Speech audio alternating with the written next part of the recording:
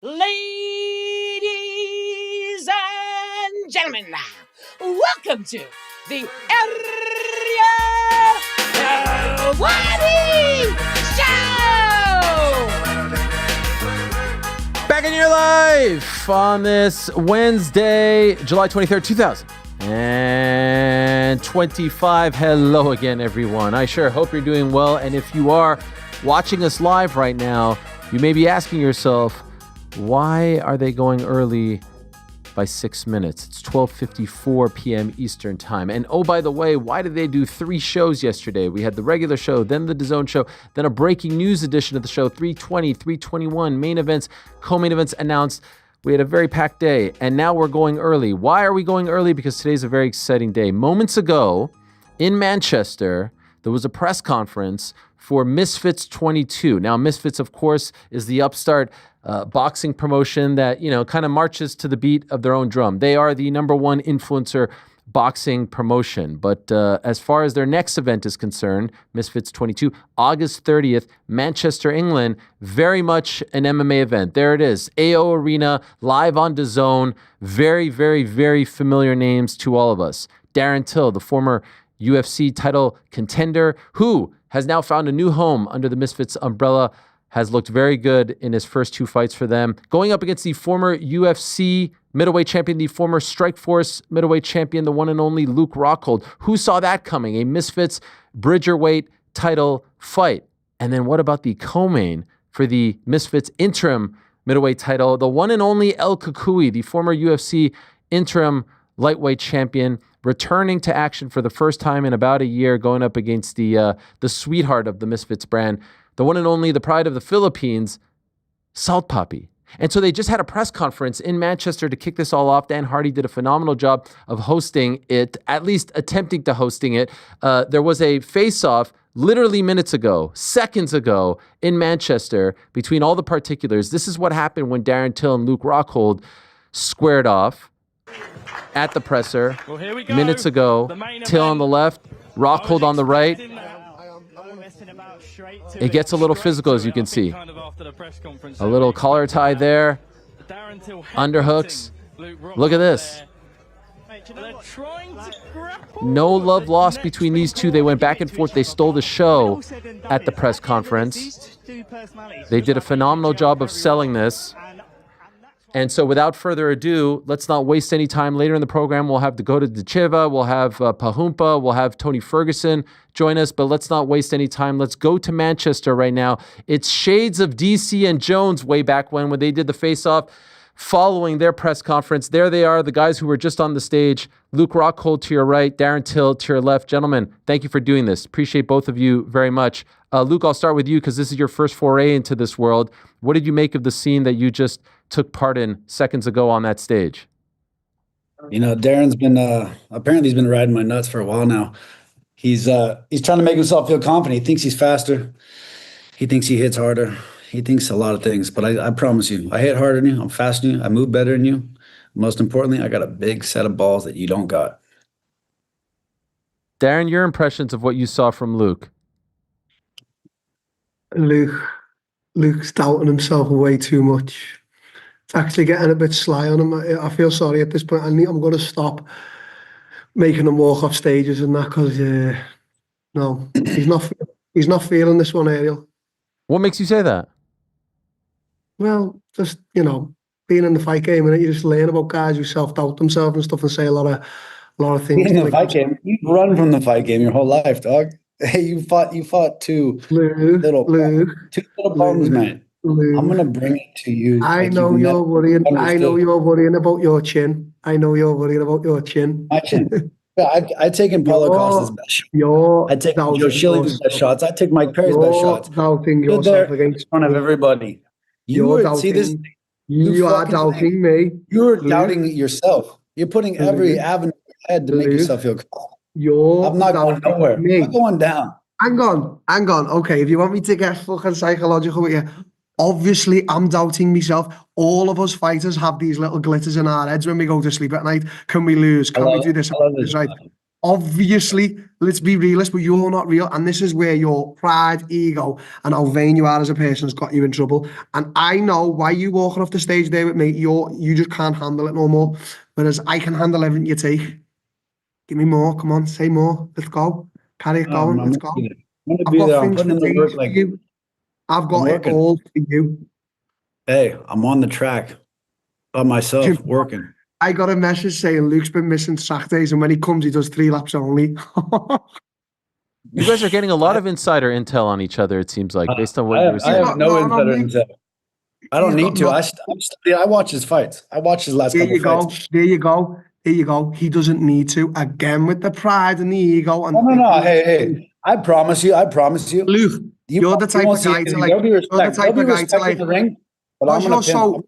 Because you're so maniac, egotistical. You're the type of guy who's just you walk around thinking you're above everyone, and that's not the case with me. I teach everyone recording. You're the one to talk. You're the one to talk over the chat, all kinds of shit. You don't need to study me. I promise you, Luke. Right? Because I have been in the gym. I watch. I don't need to watch your every move and make. I will study your fights. I study your fights. Let's get this right. You need to come with everything, because I promise you, Luke, and I swear I want you to listen to this. If you don't, you might have said, I am going to proper knock you flat out. I promise you, I'll be here for every fucking thing you got. I know you'll be here. I know you're not a shitbag. I know you can fight, but I'm going to knock you flat out. You're not. You're not going to touch me. Darren, can I ask you? On you. Can you keep up for 6 rounds? I'm bringing it every round. You need the steroids to keep up for 6 rounds, you juice head. You mouth shut. You mouth shut. Nothing. You little juice head. I'm not on nothing, dog. You can fucking bring the test. You told me before. You're gonna lie. You didn't say to me before. That is nothing. That is not a fucking steroid, dog. I've never. It's an anti-inflammatory. It's like glutathion. What the fuck? BPC 157. Hey, boy, you juice head. I'm gonna beat you up just for being a juice head. I'm gonna fucking beat you up just for being a little juice head cunt. I'm not a fucking Jew. You were juicy. You're like, hey, you're not Tilly. You're titties now. You're fucking titties. Is that I know, I can fight like fuck. Just like DC. DC was a big fat jacket potato, but he could still fight like fuck. Yeah, ask DC how our boxing matches. Ask DC how our boxing matches.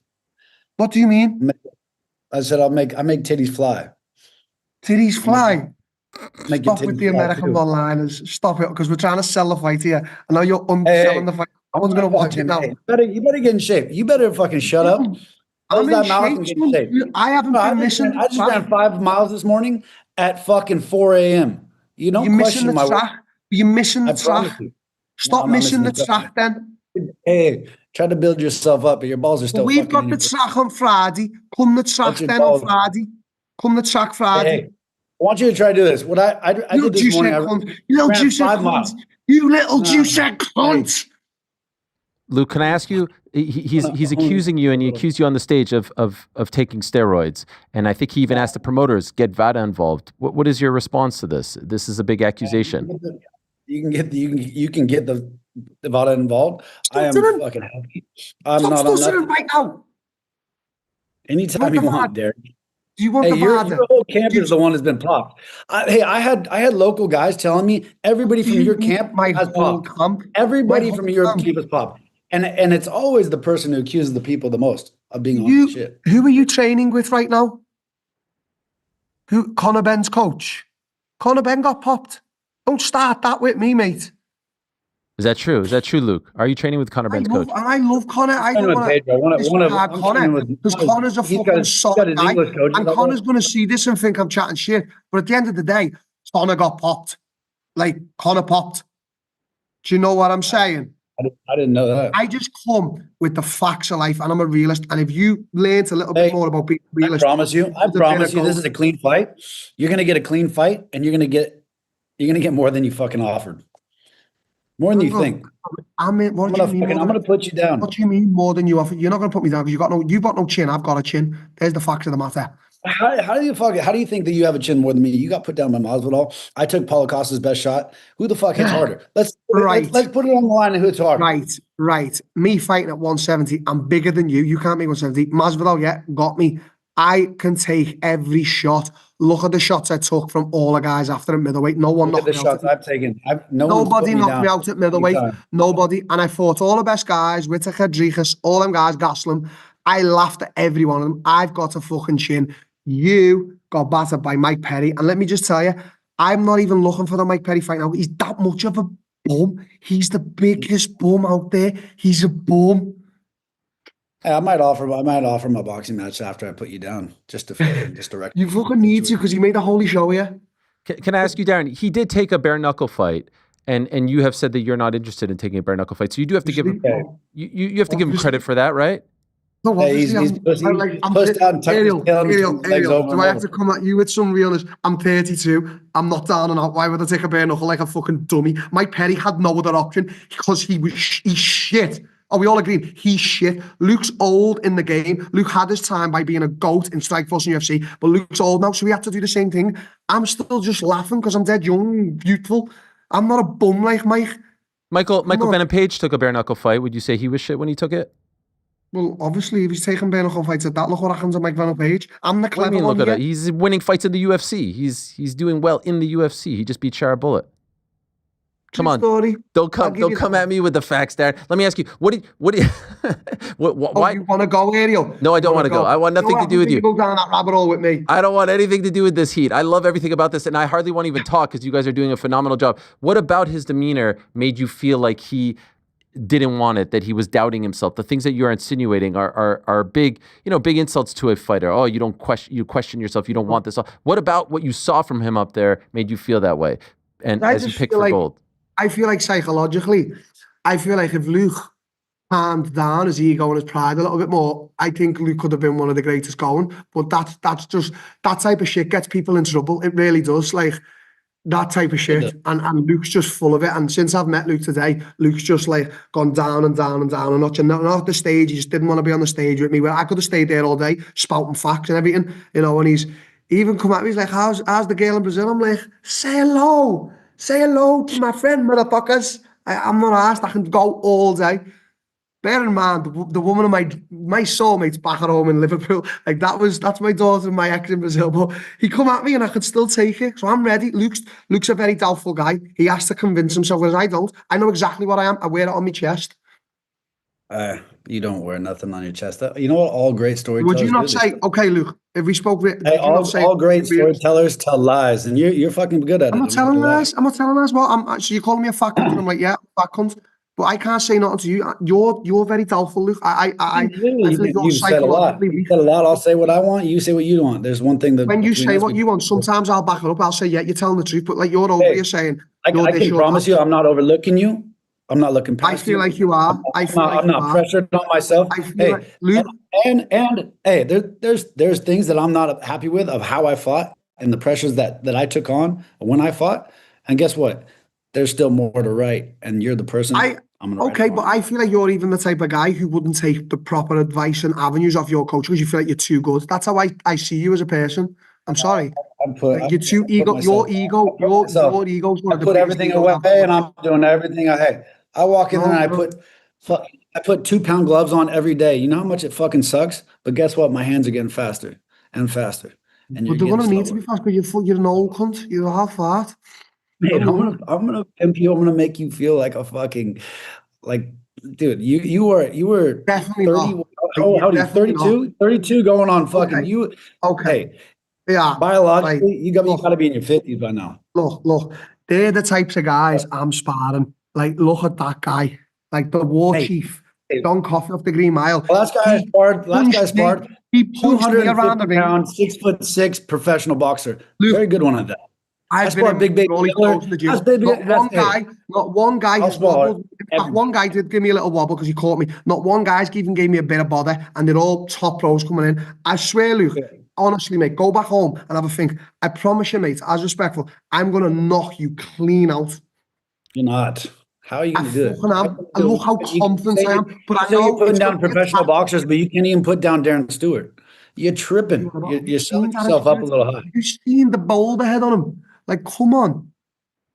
But Since I've met you today, you've gone from saying, I'm nothing, I'm this, I'm that, I shouldn't even be in the ring with you, to half coming around saying, no, I know the test I've got. So this is where I'm saying about psychological things.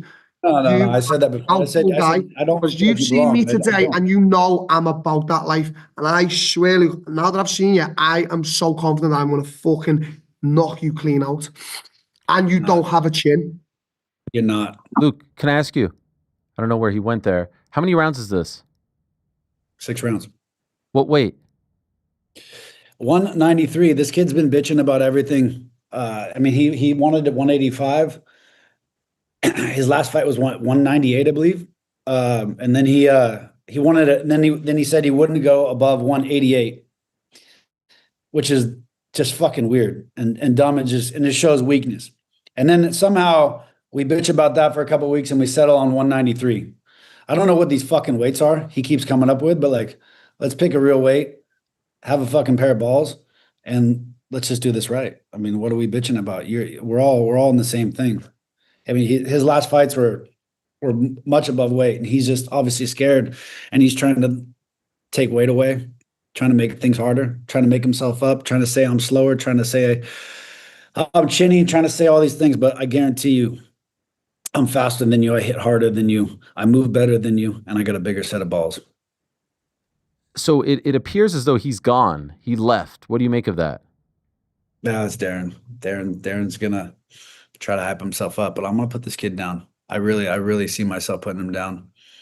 I think he'll get up once, maybe twice, but he's gonna find his way out. Do you think you're in his head? Do you think he's trying to psych himself up that, okay, you're the guy who's doubting himself all this, but in reality he is? I'm gonna put this kid down. Trust me, I'm not. There's nothing about him that. I mean, like I said, I do respect. I have to respect the man. In boxing, we're not kicking, we're not doing everything else, and there's a different dance to boxing, and I'm excited to dance, walk that walk. It's gonna be different, and no one's ever seen me box, and I do want to clean the holes. I think there's been holes in my game in boxing, and I'm fucking in a boxing ring, in a boxing gym. I'm putting these boxing gloves on. I'm just drilling everything. I'm not doing anything else, and I'm focused on fixing those mechanical mistakes and fucking this kid up. What do you think of his first two fights under the Misfits umbrella there? Anthony Taylor and Darren Stewart. I mean, I really don't think he's changed that much. It's hard to tell because Anthony Taylor, I mean, let's get it right. Anthony Taylor's a dwarf influencer that's fucking sucking on hogs. I mean, who is this guy? What has he done? He's tiny. And then Darren Stewart, I mean, who's Darren Stewart? The guy's a grappler. He hasn't shown anything, hasn't done anything. I mean, and he gave Darren all he could handle. I mean, Darren, if you give him space, he's all right.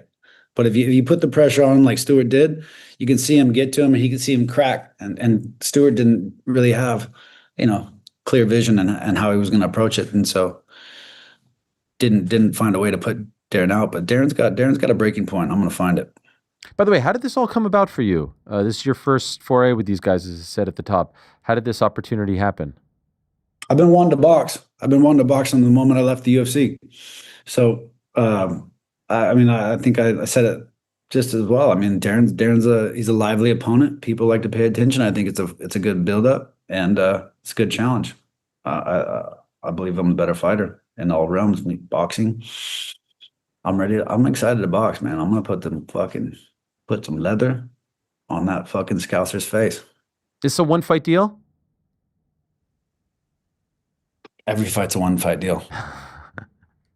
So you're just here. You'll see how it goes. So far, you happy with them? I honestly want to box. I want to box. I'm enjoying the boxing, and it's not kicking. My legs are healthy. It's great. I'm getting better and better, and this is it's a new challenge, and I'm here to box. I'm not going anywhere. It's not a one-fight deal. I'm not going in and out.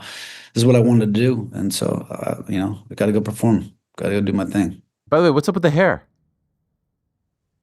Hey, Slim Shady?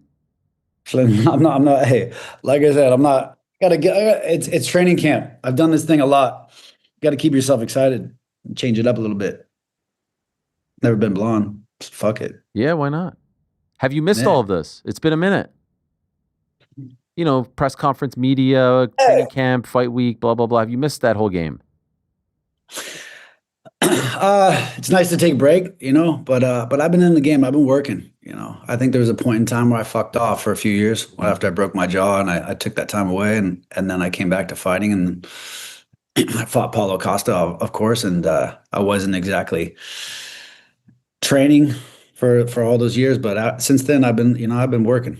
I've been training, and I knew that more opportunities would come, and it aligns with my businesses and what I'm doing, and it's fun. It adds to it, and so I like fighting, man. I think people give up too early. I mean, I still compete with the best guys in the world. We have everybody coming through Jackson, so I can get in there with the best light heavyweights, the best middleweights, best anybody, and I still do my thing. So, but I'm gonna box.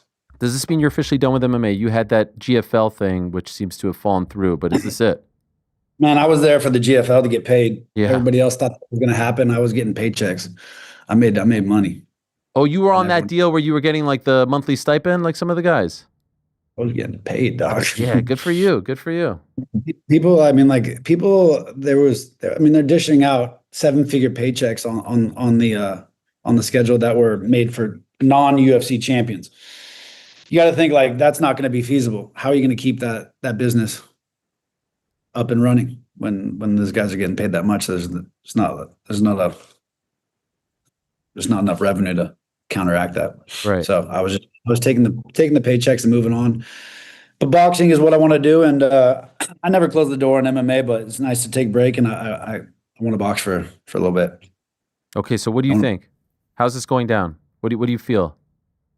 What round? I think I pimped this kid around. I think I like how you keep calling him a kid, by the way. Yeah, man, he's obviously looked up to me and he's in his own head about this whole thing, and he's young, he's arrogant, it's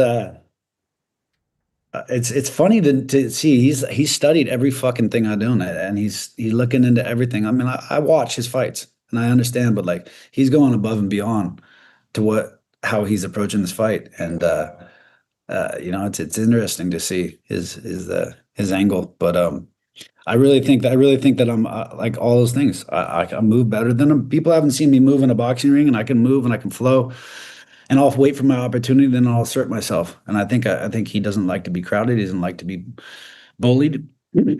I gotta pick the right times. Like I said, I'm not gonna overstep my boundaries. I'm gonna wait for the right time. When I do that, I don't think there's not many people that can stop me. Are you seeing him again while you're in the UK, or is that it for you guys? Is there any other things planned? Photo shoot? Like, will you run into him again? Yeah, we got a double date tonight. We're gonna get on the bruise. Okay, all right. Just be safe. I don't want any more fighting. It got a little testy there for a second. It'll be good. I'll see him in Manchester, and then I'm sure it'll get more real. Hopefully he's shaking off those titties by then. I love it. I'm excited for this. I'm super hyped for this. Congrats on the opportunity. Looking forward to it, and thank you for doing this. This was great. Thank you. All right, there he is, the great Luke Rockhold joining us. Darren Till joined us as well, and then he bounced. There it is, August 30th, AO Arena, Manchester. Look, if there was ever a time that these two worlds collided, the boxing influencer MMA world, this is the card. Darren Till, Luke Rockhold, Tony Ferguson. It doesn't get more recognizable than those names. And Till has looked good as of late. Obviously, the competition not on the level of a Luke Rockhold. The resume. Everyone, stop chatting. I'm trying to say something. Did I get Darren with the MVP line? I think I might have gotten him there. Do you think that's why he left? Absolutely. You think he got mad? He was pissed. Should I not have done that? Yeah, you cost it for sure. Can't put that toothpaste back in the tube. He was so mad he hung around for another like 7 minutes and then left. Yeah, that's right. I'm hyped, man. I'm hyped for this. I think that press conference was great. August 30th is going to be a fun day. Yeah, August 30th. There's something else going on. Oh, CGI. Hey, Pete, what's happening? What's up, Pete? That was very good, wasn't it? I know. I needed like 3-4 more minutes. No, it was perfect. It was perfect. I was pissing myself laughing. That was crazy. Till was on one there, man. That was fantastic. Come on. They're great. They're a great, match because Till is so high energy, and we'll talk. And Luke has that sort of, slower. Someone- You know what I mean? Cool hand Luke. Someone texted me. I said I put up as like I hate myself for how much I'm enjoying this. Oh, it's and great. someone said it's like Darren Till is a striker and he's volleying the ball at Luke Rockhold, who's the goalkeeper, just catching insults left, right, and center, which I thought was a very good comparison. That was electrifying. Fantastic. As is your T-shirt, by the way. Oh, did you see? Yeah. Look at this What's the T-shirt right reckon? here. You're wearing a T-shirt of your dog. That's right. For Look at this fuck's one, sake. my favorite. He's kind of like looking off into the distance, all Oh noble my and shit. God. Where'd you get that? Hot Topic? No, I think Elaine made it on one of those Instagram things. Fantastic. Incredible. I was texting you earlier and I was like, yeah, it's great, but like I'm walking the dog with the t-shirt on and I look like a fucking weirdo. So You're that guy. You're that guy. I am unfortunately that guy. Yeah. You're that guy. We're going to check back in with you after we have this next chat, and then we'll do OTN and the regular stuff. But do appreciate you stopping by, Pizzi, and do appreciate you wearing that shirt. Thank you. In a matter of seconds, we're going to be joined by El Kukui, the great El Kukui, Tony Ferguson, who was also in attendance. Do we have his face-off with Salt Papi? I'm not sure if we have it. Do we have that one? Let's see it. Here it is. Well, here we go. Tony Ferguson in a Misfits boxing ring. Who would have thought? Shout out to Charlie Parsons hosting. Shout out to Dan Hardy holding the mic. Shout out to KSI JJ in the middle. And there's Salt Papi and there's Tony Ferguson. What's he doing? Now he face-offs against Tony Ferguson. Oh, he's throwing the salt in his face? This is kind of crazy. Rick, this has to be crazy for you. You're like Papi's #1 stan, and he's facing off with Tony Ferguson? This is like a face-off at a UFC X convention. I'm ready for the Salt Papi era, you know? Yo, look at Ferguson. He's hyped. Look how focused he is. Did Tony go to Turkey? Nah. The hair looks good, man. Nah. You want to ask him? Ask him before he jumps on. No. Hey, Don't need to ask. Tony, quick question from our producer in the back. Hair looks good. Who's your guy? Who's your guy? I need to swing by. Take it away. It does look like Salt Papi won a contest. Yes. And now he's getting to box Tony Ferguson. Who do you think's the favorite in that fight? Fuck, I don't know. I don't know when we'll get the Misfits lines. Oh my gosh. Do they usually have Misfits lines? Usually Yeah. like at the very end, right? Yeah, you'll be able to bet on that for sure. At some point. With the big dogs? Yeah, I don't know if it's gonna get on the mainstream books. Like Right. Maybe. I can't remember. What was the last Misfits fight worth betting on? KSI Logan Paul? KSI. Well, the prime Tommy card that Fury? we went to Yeah. had a ton of hype. You could definitely get lines on DraftKings for that one. I bet you'll be able to for this one as well. Who do you think won the exchange between Rockhold and Till? I don't know, man. Till puts up the volume. He does. There's a point there where they're talking over each other where you can't even hear either of them. Yeah, that usually happens with these face-offs. They were also probably 8 feet apart. That's my favorite thing. The greatest one of all time is obviously the MGM Grand one, DC Jones back in the day. I'll never forget that one.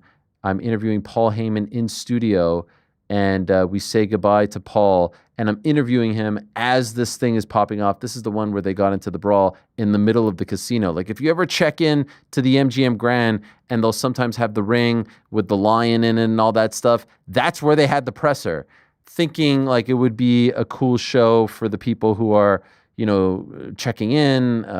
The event, I think the presser, gosh, was it us? Man, it might have been like a June or July presser for a September card, I think it was, if my memory serves me correct. And then I think the fight got postponed. It was for UFC 178, and that got postponed to the January 1st card.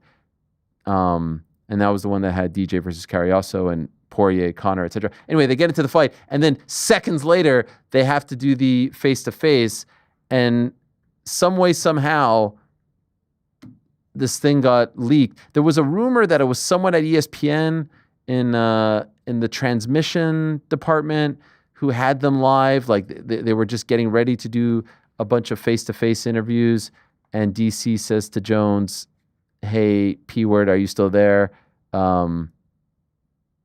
No, it was actually Jones that said that to DC, right? Yes, it was Jones that said that to DC. Yeah, Jones says it to DC. And he's like, "Yeah, I'm still here. I'm still here." And the best was like DC was looking down, and I have to say it. I would love to watch it. I have to say it. Jones just says to him, "Hey, pussy, are you still there?" And then DC's like, Yeah, I'm still here. Yeah, I'm still here. I mean, for me, that is the line, obviously, of the thing. But the thing that makes it is when they're like talking about killing each other, and I'm just like, holy shit, this is at a level that is like way beyond anything we've seen. Well, the best part was it was the first time that we got to see the real John Jones. At that point, you know, there were a couple of infractions here and there, but you know, he was still playing the choir boy role, so to speak. That was the first time that we heard him swear. That was the first time that we heard him say things like, you know, DC says like, "I'm going to spit in your face." I wish I could come over there and spit in your face. Yeah. So, you know, if you did that, I would kill you, right? I'd kill you, right? Oh, yeah, it's amazing. It was so good. That was the best one ever. That was the best one ever. Need more of it bad. Yeah, we need more of that stuff. Yes, UFC should do more of that stuff. They did it with Kayla and Juliana, which was fun. Did they do it? I think they did it with Patty and Michael Chandler too recently. Yeah. But they got to do more of that stuff, in my opinion. That was a lot of fun. Till and Rockhold were fantastic. It's always a great pleasure and honor when we get a chance to speak to the legend El Kukui. And so without further ado, let us go back to Manchester and speak to the man who was just a part of that press conference, making his Misfits in Boxing debut on the 30th of August. The one and only El Kukui, Tony Ferguson. Tony, my man, how are you? Good, my guy. What's going on over there? You got the one glove. You're like Art Jimerson. You remember him? UFC 1. No, I don't remember that one. Oh, shit. Yeah, I do, right? Dude, remember this guy right here? Art Jimerson showed up to UFC 1 with one glove on. Here, let me ask you a question. Do you think that this is going to be a decent card or not? Because I saw your Instagram thing or whatever, and it was a fucking highlight of you saying, like, what the hell? Like, what the fuck is this going on? And it kind of had to edge me a little bit, man. Oh, shit. No, because I didn't see it coming. That was my vibe. Oh, okay. I thought it was different. Excuse me. No. I didn't see it coming. Look, in a million years, they even talked about it in the press conference. Who'd have ever thought? I always wanted a box. I've always wanted a box. As I put this 10-ounce glove on, Ariel, it feels like a 4-ounce glove. It feels like it's got less padding right here, which is crazy. Wow. This is different, dude. This is a whole new sport. I'm excited. I just got out of the press conference. I saw this guy face to face.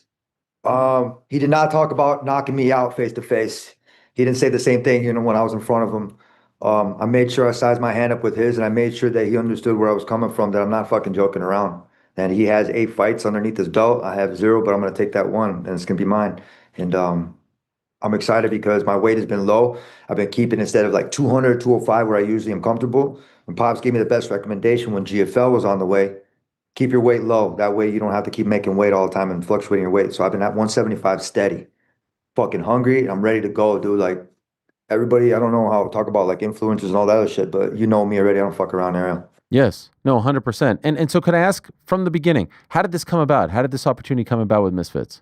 Well, with the GFL and everything else that was going on, it was like hit and miss. It was like we would get a date or we would get a location, then nothing. Something would fall through, get another date, location would fall through, whatever. So I've been in network with Darren trying to help build some things and just, giving him some advice and some direction on where some things should go. Because if it does go well, whatever. But I was like, you know what, I got to stay busy. I told Lloyd, I was like, hey, my agent, I was like, yo, we got to stay busy. We reached out, we did some networking, and then we made this happen. Talked to Mams. He gave me this opportunity. I was like, fuck it, dude. I want to box. I've been wanting to box since I was little, and I was never allowed. You know, my dad said, you're going to have to play a sport where you can get a scholarship and you can go do that because I'm not going to pay for that shit. You know, and now MMA, which is cool. I wasn't able to box with UFC, you know, nothing against that. The focus was all on that. Now I get to put shoes on. I get to put on boxing gloves, and I get to not worry about other things, which I never worried about. But this is fun because it's a whole new sport. I got the butterflies earlier this morning coming here and doing this doing all these things because it was a new factor, and I haven't had that in a long time. I'm really fucking excited about camp. It's been really good so far, and I cannot fucking wait to put on some gloves and show you guys how much this means to me. So it's exciting. I love how motivated you are. Was it always Salt Papi as far as the opponent that was being discussed, or were other names being discussed as well? So at the beginning of the year, before when GFL was taken off, I was offered KSI. I was offered to box KSI, and I was about to, but then I wanted to do the GFL thing and commit to I was like, when I'm done with MMA, I was like, I'll go into boxing. So we went the other way. And then when everything fell through and fell off and all the other bullshit, it was like, well, okay, I have to stay busy. I'm an athlete. You know me, football, baseball, and wrestling. Always got to stay busy. If I'm preaching it, I got to fucking do it. So I wanted this boxing match, or they offered it, and I said, fuck yeah, let's go. And I didn't know it was for a title until like maybe a week ago.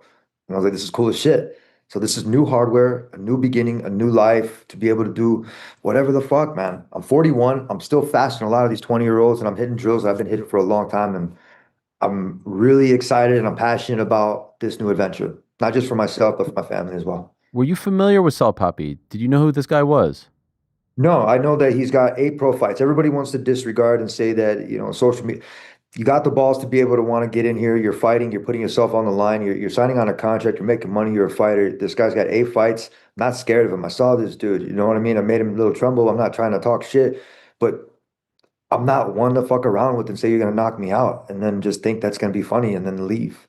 No, not the way I play. When you do that, I got to go and I got to see you got the square. You want to throw some sand in my face and act like it, which is pretty cool. I know you got that shot, but you got to be faster than me, and I'm quick to the draw, homie. And I don't see you beating me. I'm gonna go out there. I'm gonna work my ass off. How I've been smart. I'm getting more flexible. I've been doing a lot of things that I haven't been doing. The last couple of years, it's just been fucking blah. Like, why am I doing this? Oh my God, I feel like I'm doing people too many favors. No, this is my shit. I'm excited. And when I first started with MMA, it was because somebody gave me a pair of boxing gloves and they said, take care of your hands, kid. Now's the time to use them. Oh, I love it. So here's the thing. Like a few years back, you're interim champion of the UFC. You're on this incredible winning streak, 12 in a row, all this stuff. This young man is doing TikTok videos. He probably wasn't even at the point of doing TikTok videos. So that's why it's a little surreal to see you standing in front of him, because it feels like he got... Well, I don't pay attention. I don't pay attention to any person outside, even in the UFC. I don't watch what you're doing. I don't give a fuck what you're doing because my creativity, it wants to stay here. It doesn't want to be tainted by watching other people's shit. I like my stuff. People jack my style and they swag and they love it. I love it too. But I'm just too busy to fucking just pay attention. So no disrespect. I don't even watch MMA. I didn't watch the fights this weekend. I was busy training and doing my other shit. So no disrespect out of it, but I've always been that way since I was little. I'm always playing the sports rather than watching the shit. I'm not a fan. I'm fucking the one playing. This is the opportunity now for boxing.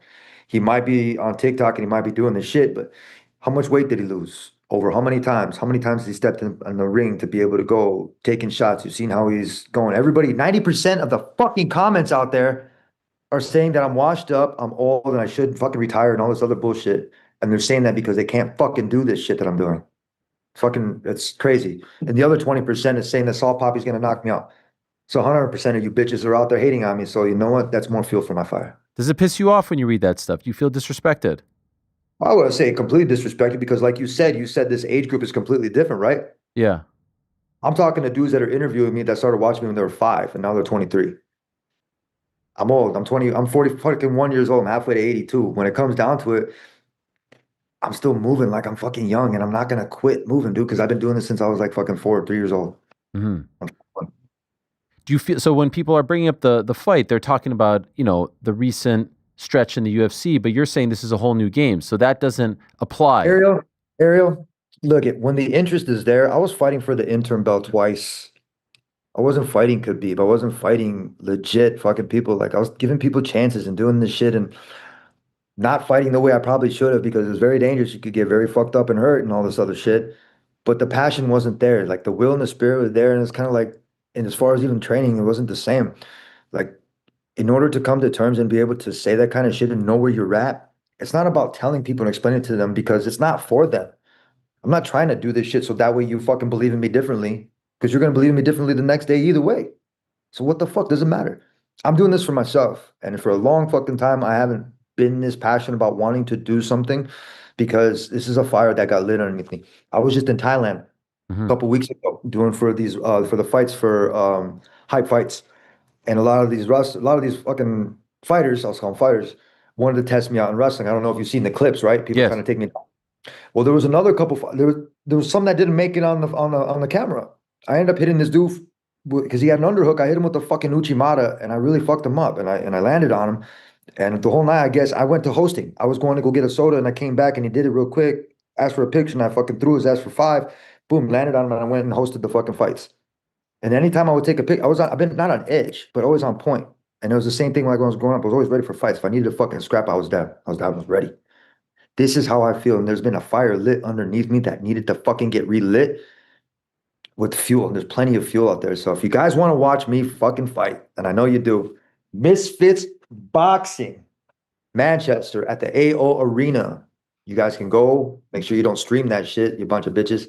Make sure you pay for it, and that way we get our cut too, because we're trying to make this shit happen. Yes, sir. And can I ask, the last time we spoke, I felt excitement, I felt passion from you regarding GFL. How disappointed are you in the way that turned out? Well, I'm still not disappointed. I'm helping out making it work. So I mean, when it goes into it, I'm still in networks with the commissioner, Darren, and you're still holding out hope. You still believe it will happen.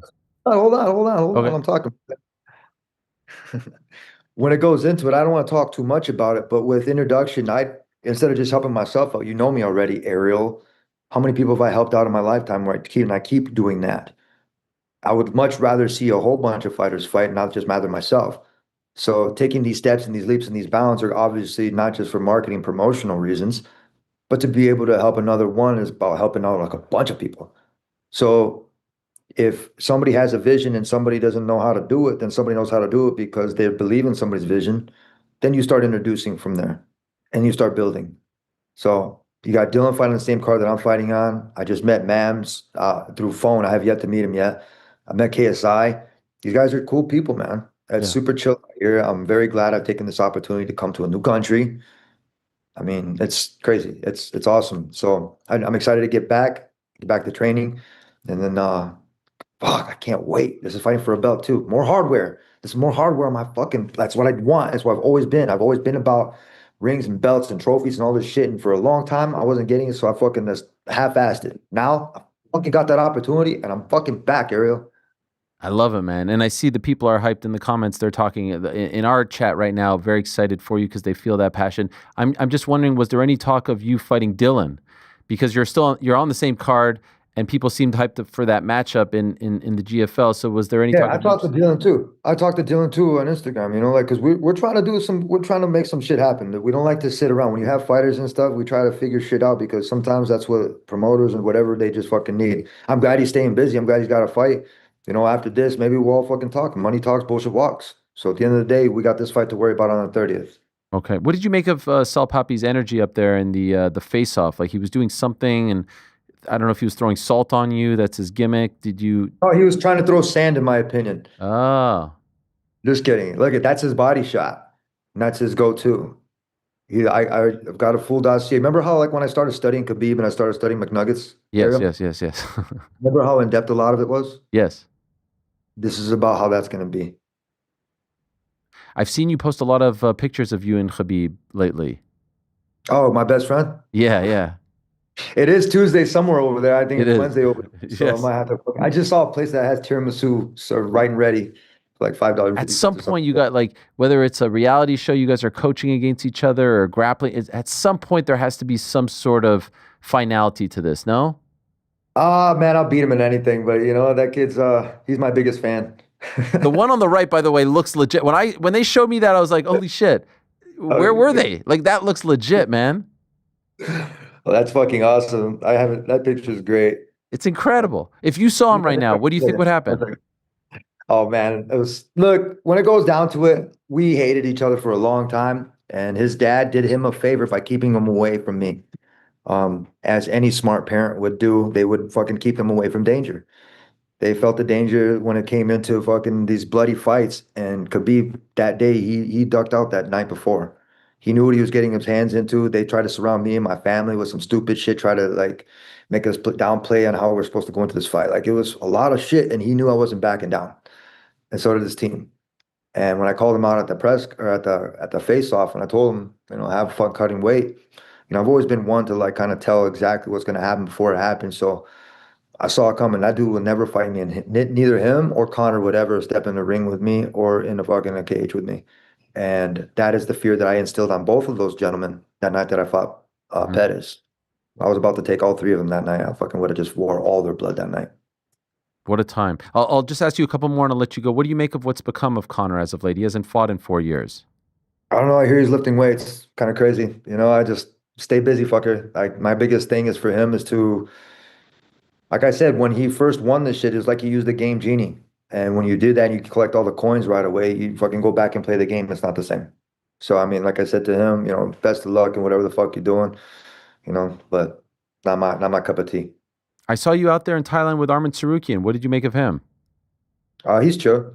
I think at the end of the day, like, look, man, I even talked with him and not gave him some advice, but like, with the UFC and stuff like that, he's fighting for the belt. I forgot what ranking it was. He wanted to grapple against me. And this is what I told him. I was like, you'd want to grapple against me. He's like, well, why? And I was like, I'll take your ranking. That's different. When I'm not saying I'm looking after somebody's career and this shit like that, but a lot of people, they don't think smart and they don't think right away. So I gave him some pointers and some things, but that goes with a lot of people that I come into contact with and just be able to point them in the right direction because I've been lucky enough that people could do that for me. By the way, there's this new promotion out there called Real American Freestyle Wrestling. I know you have a background in wrestling. That's the kind of like your foundation, right? Would you want to compete for them? That's Hulk Hogan's new promotion. Bo Nickal's competing for them. Ben Askren, of course, was signed up, but right now he's battling. He's got some health issues. Would you be interested in that? Some old school El Kukui wrestling. You guys don't want to see me wrestle? Why not? I want to see you in the singlet again. No, you guys couldn't fucking handle it. I moved different and I'm fucking completely different person. You thought I was confident when I fucking fought in the cage. No way, you put some shoes on me and you put me in my fucking my gear how I'm supposed to be. I'm gonna snap some heads in the fucking mat. That's completely different. I'll point you fast. I'll give you a TF finish. That's a Tony Ferguson fucking finish. You remember that? I know you said you didn't watch the fights this weekend, but Dustin Poirier had this incredible send off in his home state. I'm sure you may have seen a clip or two. I saw something like that. Yeah, congratulations, Dustin, on your shit. I don't know if you're watching whatever, but that's cool, man. I know you didn't get the victory and the shit, but that's cool that you go out on your fucking shield. Did you wish you got a send off like that from the UFC for all the time you put in? Why would I want? Look at, man. Look at. Nobody's saying that I'm not coming back. Nobody's saying anything. What ends up happening is, you know me. I don't need a big old fucking show, Ariel. My face is on a bunch of fucking places over there, which is dope as shit. When it goes into it, the Hall of Fame. It's collecting points, man. It's collecting coins and shit. And as long as I keep doing that, I'm gonna keep setting these goals. I'm gonna keep crushing them. And that's what I hope that not only Dustin does, or these young dudes that are retiring at like fucking 25. What the fuck are you doing? Yeah, you took a couple bumps and losses. Now you're fucking get your ass back in the fucking game. Quit feeling sorry for yourself and fucking do something. Boxing's a way for us MMA fighters to be able to go in there. A lot of us don't want to be fucking taken down. I mean, my wrestling's on point. I'm a national champion, state champ, but I allowed myself to fucking want to be taken down. Why? I don't know. Fucking didn't want to. I wanted to square up. Different sport, different times, different everything. So, yeah, whatever. How's the fish and chips out there? I saw on your IG you were enjoying some fish and chips. It's amazing. It's pretty cool. We went to this spot. They had some like I don't know, call it like there's like old school like things like Charlie Chaplin and a bunch of like these like old tunes and things. It was a cool spot, man. And my boy Tommy, I was like, we got to go find a barber shop. And the servers were really, really cool. They were really attentive and just on point. And what was it called? The Jack the Chipper fish place. Awesome spot. Awesome spot. It was either that or Burger King. I'm so glad I didn't go to Burger King. Yeah, no, come on. You can't do that. I was just like, oh, I'm hungry. And so Tommy's like, he asked the guy, he's like, hey, where can we find a barber shop? Well, the owner he was like, hey, you guys looking? We took a couple pictures and he fucking walked us. Wow. Like a couple blocks over to this other spot, Four Seasons Barber Shop here in London. And the guys were just on point. I've never had this haircut before. It was like the craziest. It was dope. It was the best haircut I've ever had. It was one of a kind. The vibe here is just awesome. I'm glad we came here to be able to do this, and I can't wait to come here August 30th and be in Manchester. You look fantastic. I saw you with the mask. Was that at the place? Yeah, I don't really do that many masks. I try not to face flat planting, in the mud. But yeah, man, it was cool. I got the full 9 yards. I never take care of myself, so it was real eye opener of the things, the little small details. Because I always put the small details like in all my fight stuff and everything. But I really don't take care of myself too much, and I do when I'm injured. But like otherwise, I really don't take care of myself. I just kind of let it flow. Nah, it's different. I got a good vibe from here. I'm gonna bring it with me, and I'm very excited to get back into my academy and to fucking work this shit out, dude. This is awesome. Big opportunity. I'm not gonna let it waste. Okay, well, we'll round third here, as they say. We'll end on this. We've seen Darren box. We've seen Luke do the bare knuckle thing. We've seen Salt Papi. You're the great unknown here, and I think you're gonna sell a ton of pay-per-views. Seeing you in a ring for the first time is the attraction, in my opinion. People's main event, if you will. What can we expect on the 30th? Who is Tony Ferguson, the boxer, and what's the prediction here? How does this play out with Salt Papi? And by the way, how many rounds? We're going 5 rounds. Okay, so then the other 2 questions. I'm gonna be throwing a lot of leg kicks and knees. That's it. I'm gonna be throwing elbows. I'm gonna take him down. I'm gonna hit a lot of ground and pound. Perfect. Just get tapping before anything. So hopefully the ref can stop it before he gets to that point. But what is the prediction, really? I'm gonna hit him. He ain't gonna hit me. I'm gonna really do work. Ariel always wanted to put on shoes and fight. You have to. I was jealous of like the back in the day when they used to have wrestling shoes on. It was who was that? It was not Severn. Severn was one of them, I think. And then you had Don Fry. Don Fry was the man fucking going and punching back and forth with the whole boys back in the day of Pride. Like wrestling shoes just gives you a different grip. And I've wrestled my whole entire life. I move completely different with wrestling shoes. And I'm telling you, the padding on these gloves, it ain't shit. There's nothing there. Look at that fucking knuckle, dude. Look at that knuckle. You see that knuckle? It's gonna hit him in the face and it's gonna break his nose. Can't wait. Thanks for doing this, Tony. Are we good, Tony? Are we good? I don't want smoke with you. No smoke, man. We got you, man. Lots of love. I was like, man, why is this guy doing it? I was like, no. Play me. I was like, oh my. No. We've been through that. All the comments. I saw all the comments. Everybody's like, Salt Papi's gonna win. Tony's washed up. He needs to retire. And I got one person, yay, Tony. I'm cool with that. I'm riding with you. That's cool, man. Thank you. That's all you need. That's all you need, man. You just need one. Hey, lit candle. There's one fucking lit candle and I can see it and I'll get there. I don't care how far it is. Good luck, Tony. Thank you for doing this. Really appreciate it.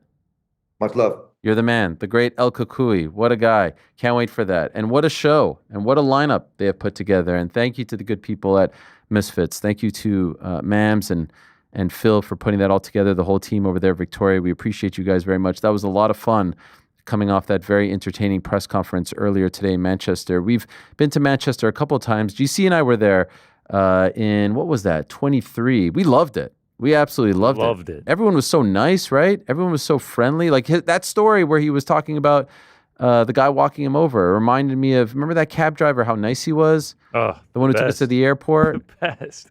He still messaged me every once in a while. Still? Yeah, still to this day. Manchester. Legend. One of my favorite towns I've ever been. My favorite memory of Manchester is you setting up the show from the hotel room and blowing out the fuse, but keeping it cool. Learning afterwards that you were crapping your jocks. Oh, stressful times. Yeah, I mean, I had to carry all the equipment. There was like 18 bags of equipment, and then I got over there. It was just me, set everything up, and then I didn't help with the equipment. I didn't help with the carrying. No. Nothing. No. I was packed muling it, and you were just like, hey, you got this? You want a water or anything? Nah, that's crazy. Like I gotta head up to first class. Oh, that's. You were like, how was everything in the back? Remember how sick I got? You got sick? You don't remember? Lost my voice completely. Oh, yes. Like you couldn't talk at all. Couldn't talk. They thought of taking me off the show. Oh, yeah. Wow. Presser. I did the presser like, hello, everyone. Yeah. It was awful. After we traveled all the way over there. Yeah. Yeah. It was a good time. Great Landed, had the English breakfast. The Rolls Royce on the jet engines on the way over there, flying Virgin. Oh, yeah. Times, man. Indian food with Ade. I was going to say, we met up with Ade out there. Yeah, a couple times. Shout out to Manchester, man. Take me back. Great place. So that's the AO Arena, which is the other arena over there. The new one is the Co-op Live, but it's a great lineup, and it's going down August 30th in Manchester on DAZN. So there you have it. Now, later in the program, we're going to be joined by Dakota Ditcheva, who had the massive win this past weekend. She continues to win, and also revealed that she has signed a new long-term deal with PFL. We're also going to be joined by one of the best coaches in the sport. They call him Parrumpa. He is the head coach of one Alexandre Pantoja, Armin Tsaroukian. One of his coaches, Renato Moicano, was nominated Coach of the Year 2024, probably will be once again 2025, and is doing big things over at American Top Team. So two parts of the American Top Team stable going to join us. You may have seen yesterday some fantastic news regarding Ben Askren.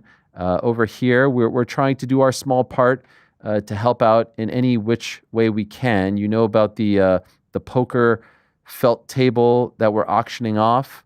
We're over the 3,000 mark. I'm not sure when. I don't know how to date this is, but I think it's in that ballpark. Tom Aspinall, Demetrius Johnson, Dan Hooker, Israel Adesanya, Merab Dvalishvili, Alex Volkanovski. Who am I missing? I'm missing some other people. Tracy Cortez. I said Izzy, I think. Raul Rosas. Ian Machado Gary. Rico Verhoeven, Ariel Helwani. I don't know if we can zoom in. Can we zoom in on the pic? If you squint your eyes. There's one person on the Substack who gave me shit for my signature. Well, we also gave you shit. Yeah, I know, but I didn't think anyone would have noticed it from the picture. And they're like, is your signature just like you writing your name? It's very Marab-esque. Marab just writes his name. So does Montel Jackson. He just writes Montel. My thing is, I want people. There's so many autographs there. There's so many signatures. I wanted people to know whose it was, and also the thing is, in the moment, we had just wrapped all the shows. I was coming down, and I was just like, oh, "Write your name," and like, yeah, I just. Who's laughing like that? Was that Who do you think's laughing Holy like shit! that? I thought that was a drop. Thanks a lot, Jesus. Also, the best part is we forced you to write in cursive above it. Yeah, I did a double. I just in case. Is that no good? Let's see that again. I was like, who is that? I just wanted to write my name. Yeah, is that no good? Tom Aspinall signs. Tom. Big Tom. Ariel Helwani signs. Ariel Helwani. No good? Someone was giving me shit on the Substack. Look at you with the what's the ball called? The slicker? Yeah. That's my new thing. Slither. The slitter. It's like look at you like you're El Kukui up there with the baseball, man. I thought he was gonna mention it. Oh, fucking hell. No? Get you a glove. If someone told me you got a child to write your name on that thing, I would have 100% believed you. Look at the fucking state of that. Fucking hell. I had to specify on the auction that it is in fact your signature. Yes. Not someone's child who wrote your name. Hey, Ariel, this is from Jimmy G. I'll just skip to this one. Looking at the awesome autos on the table, top felt in eBay, I see your name in handwriting. Is that your autograph? Yes. I just go and I write Ariel Helwani. Anyway, I actually didn't want to sign it for the record. I thought that I was ruining No, you had to sign it. But I was told that I had to sign it. It looks exactly like a Marab signed card. All to say, it's all going to Ben. Every single penny going to Ben, his family, Amy, his wife. She posted this on her IG story yesterday. Ben leaving the hospital. Look at this. How incredible is this? Thank you, guys. Unbelievable. There was a time where we thought he was gone. Now he's leaving. It's a new life for Ben and his family. He posted this from the car ride home. What's up, guys? Day 59. I'm out. With my beautiful wife, supportive. Man, that was a long journey, and it's not over because I still can't really walk. I reteach myself to do that, among many other things. I guess I can make light of it because it was me, and I don't really remember it. But Amy, how close was I to die? Too close a few times. Oh man, I remember. I don't remember 35 days of this journey. But the last, I think surgery was 24, 25 days ago. It was hard. And I said this already in one of the videos, but the support you guys gave me, whether it was sending a GoFundMe, whether it was helping my kids and wife get through it. I had friends come from all over the country to just hang out for a couple days. It meant so much. It was so great to just have all the support and all the love. And hopefully I'm not in this situation again for a really, really, really long time. I plan on living a while. So thank you guys again. All the positive support, all the comments online. Everything means so much. Love you guys. God bless Ben Askren and his family, and we're obviously pulling for them and wishing them the best. Obviously, this is a new chapter in his life, and hopefully we could get that number up. Maybe we could put it back. Is it in the chat? We can pin that in the chat. The eBay auction, it will be up for, there it is. I see it right there. Thank you very much. Even if it's $5 or something like that, let's try to get that number up. We're over 3,000 now, and again, every single penny going to go to his family. What's so funny over there? That's just not how auctions work. Well, no, I understand. I know it's not a telethon here, but if Nah, you can't do the $5. No, meaning okay, it's at 3,050. Get it to 3,550. Tell someone, even if it's 3,055, just please. Yeah, just every little bit helps. No. Just $5, meaning you have to pay $3,555. You said that on Monday too, and the chat was like, "I don't think Ariel knows how auctions work." For the price of a cup of coffee, plus $3,500. Yeah, because for the price of a cup of coffee, you can raise the auction up, and you would owe $3,500. Later on, someone's then going to say, for a price of a Starbucks, for a McDonald's. No? Nah, man. That's not how auctions work. I just want to say, though, thank you to everybody who's bid so far. Really. Trying to have a moment almost 100 here. bids. Almost 100 bids. Thank you to everyone. Every little bit counts. You're having a moment. We found some comparisons for your signature. There's yours. Okay, yeah. I think that's not bad. Andy from Toy Story. Oh, Jesus. Not bad. Backwards N. And the Bantamweight champ. Wow.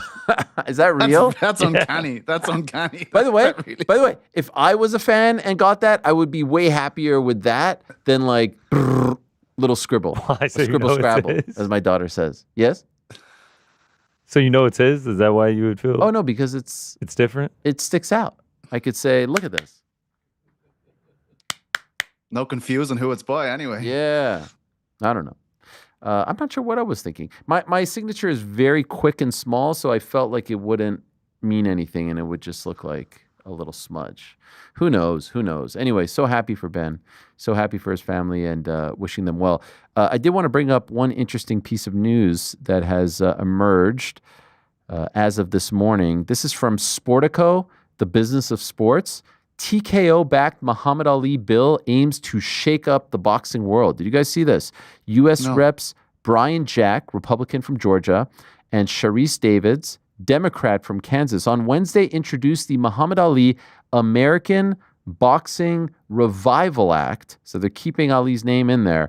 A bill that would create alternative systems for boxers to seek guaranteed pay and obtain enhanced safety protections. The bill would establish what are described as, quote, alternative professional systems, end quote, for boxers. Central to this arrangement are, quote, unified boxing organizations, UBOs, a name for organizations intended to offer boxers new ways to pursue their profession. The bill follows advocacy efforts by TKO, the parent company of UFC and WWE, to stimulate interest in Congress for creating more and better professional opportunities for boxers in the U.S. As Sportico reported in March, TKO has joined hands with Sella, an entertainment subsidiary of Saudi Arabia's Public Investment Fund, and Turki al-Sheikh, the chair of the kingdom's entertainment authority, to launch the new boxing promotion. The bill would add to the Professional Boxing Safety Act of 1996, a federal statute that was amended in 2000 through the Muhammad Ali Boxing Reform Act. This law set minimum nationwide safety standards and offered other benefits to pro boxers, such as requirements for medical personnel attending events. However, inconsistent enforcement mechanisms and ambiguities in the statutory language and other limitations have attracted the interest of reformers. One more quote here. Quote, when you look at the boxing world as a whole, Jack said in an interview, the sport in America is dying. He referenced HBO and Showtime dropping their boxing coverage in recent years, declines in pay-per-view buys of boxing events, and other developments that suggest boxing is struggling to maintain a footing with the fan. Jack, who served as White House political director during President Donald Trump's first term and is one of 5 freshman members of the House to chair a subcommittee, said professional boxing is the only sport that is regulated by Congress. As a result, he said Congress has a particularly important role in shaping the sport and reviving it. And so this is I could go on and on here. It's a pretty long article. Check it out on Sportico. But what's interesting about it is they're not going the route of we're just abolishing the Muhammad Ali Act. They're going the route of we're reviving the Ali Act. But obviously they have their motives. They've talked about, in very short, the model that you see in the world of MMA, and in particular in the world of the UFC, can't exist in boxing. There is no promotional belt. There's things like purse bids, there's rankings, there's sanctioning bodies who will say, oh, Joseph Parker is the number one contender, is the mandatory in the WBO. He has to fight Alexander Usyk. who holds our belt. And if Alexander Usyk doesn't want to fight this guy, he will be stripped of our belt. That's why when Usyk beat Fury, the IBF said you have to fight Daniel Dubois. He didn't want to fight Daniel Dubois at the time. It didn't make sense. And so they took that belt away and they made Dubois versus AJ for the vacant IBF title. There's a million examples of this. We had Shushu Carrington in yesterday. He's fighting for the interim WBC because the guy who's holding the title right now is going to move up a weight class.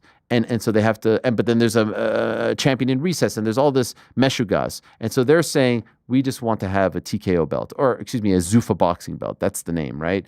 And we want to have our own rankings and we don't want anyone to tell us who our champions are going to fight and when, which is essentially the UFC. Now, there are some who love that model and there are some who don't love that model. And there's some in the boxing business that say this isn't good. Another thing, by the way, in the world of boxing, you can't be a manager and be a promoter. It's illegal. In MMA, you see this all the time. Ed Soares is a manager and promoter of LFA. Graham Boylan is a manager and promoter of Cage Warriors. Ali Abdelaziz was a manager and a promoter at the same time, World Series of Fighting. There's a ton of examples of this. Congress doesn't regulate MMA. Everything goes unchecked. Boxing, as this politician said, is regulated by MMA. So it's going to be very interesting to see. One would suspect, with the big dog in the White House right now, 45 and 47, one would suspect they'll have a relatively good shot of passing this and being in the clear. But let's see.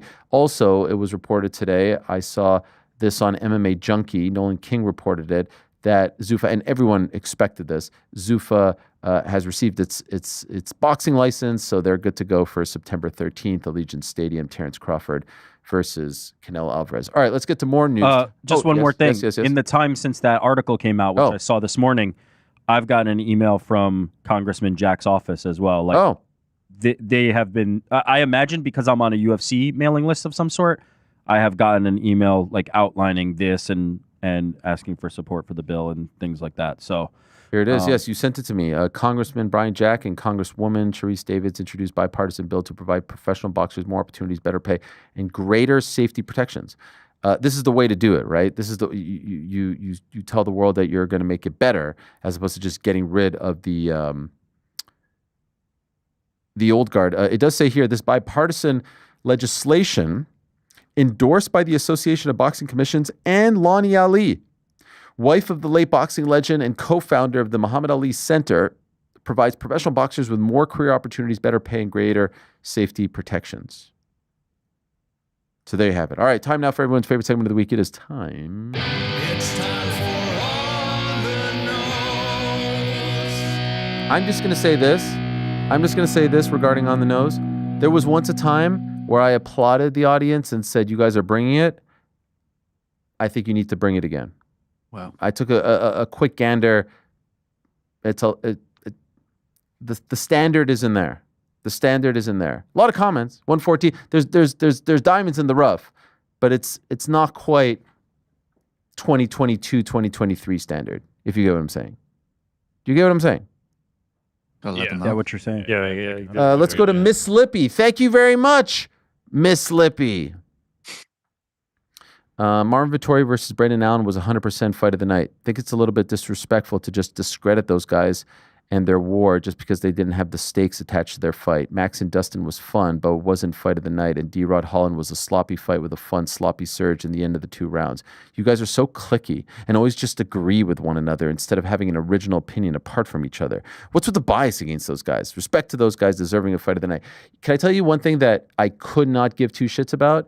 It's any sort of argument about who deserves what kind of bonus. That's just my opinion. But like, yeah, great. I'm happy they got the money. And more often than not, I like the fact that guys who are on the prelims get the bonus as opposed to main eventers because they're the ones making the most amount of money. But I think objectively, we could all say D-Rod versus Holland was a way more entertaining fight than that one. I don't think that's being cliquey. Does anyone disagree with that? No, we all agree. Disagree. We love it. Yeah, we're so Completely cliquey. disagree. We all agree. Okay, all right. We all agree. What's with the bias? I enjoyed the Kevin Holland, Daniel Rodriguez fight more. That's the bias. But did you only say that And I because disagree Ariel with also GC. said that? Mm-hmm. Disagree with everyone. By the way, I don't know if you guys know this, but I we're disagree with your disagreement. So we number agree. one, the number one unbiased combat sports outlet in the world, right here. So there is no bias. There never will be a bias. It doesn't happen. It can't happen. It doesn't exist. This is from Steve Buscemi. DC always exaggerates, but do you know what Brock did? I don't know what that's referring to. Is that referring to an interview he did with Demetrius where he said like Brock was banned or something? Did you? I think I saw a clip about that, but I didn't. Brock was banned? I think he said Brock was banned from TKO. I don't know. Okay. No, I'm not aware of whatever this is. You have to see what I'm saying? I have to dig. Like in the old, no, not you. Like in the old days, Steve Buscemi would have provided some sort of context yes. for what this is. Triple double. Is it me or did Holland look off this fight? He is usually talking from the opening bell to the end of the fight, but he didn't say all of 2 words in there. He looked sloppy and as if he didn't want to be there. Thought it was a bad look for him. Really? The commentators also noted on that. Thought that was interesting. Yeah. It is a Kevin Holland. It's a Kevin Holland fight. Don't know what you're gonna get. He's like a freaking Kinder Surprise. That's it. Yeah, like he wins some, he loses some. He hangs around being close to being in the rankings or the back end of the rankings, and he fights a million times a year. Yeah, Kevin Holland is unpredictable. That is his gift. The only thing that you can set your watch to when it comes to Kevin Holland is that he has already asked for his next fight, and he'll be fighting in a month. That is the Kevin Holland story. He will be back, and he will be making that paper. This is an interesting one. Makum Otaku. Salut, Ariel and the crew. Now that Dana White has announced UFC 320 and 321 main cards, when do you see Islam versus JDM title fight happening? As I said, the plan is New York City. Will that happen? Is it a done deal? Not quite just yet, but that was the one they earmarked. I said Pereira versus Ankalaev, October 4th. October 25th, Aspinall wanted the Ciryl Gane fight, and then that would leave this particular fight for the welterweight title, New York City. The question is, what headlines the last pay-per-view of the year? That's the December one. I was thinking of this last night as I was driving home because heavyweight probably out of the question unless Aspinall finishes him in a minute and wants to return that quickly, but feels like a bit of a long shot. Light heavyweight will have been defended October 4th, so again, too quick of a turnaround. 185 could be it. If Dricus or Hamza want to turn around and fight 4 months later, okay, that could be it. 170 would be this fight, so can't be it. Taporia, probably the best chance, maybe. He last fought in June, so that's a little less than a 6-month turnaround. So maybe. Who's Volk fighting? Are they just going to have Movsar fight him? Maybe. That could be one. Merab, I doubt he fights again. Incredible that he's fighting already in October. And Pantoja could be on there, but I would think as a co-main. I don't know if they'd make it as a main.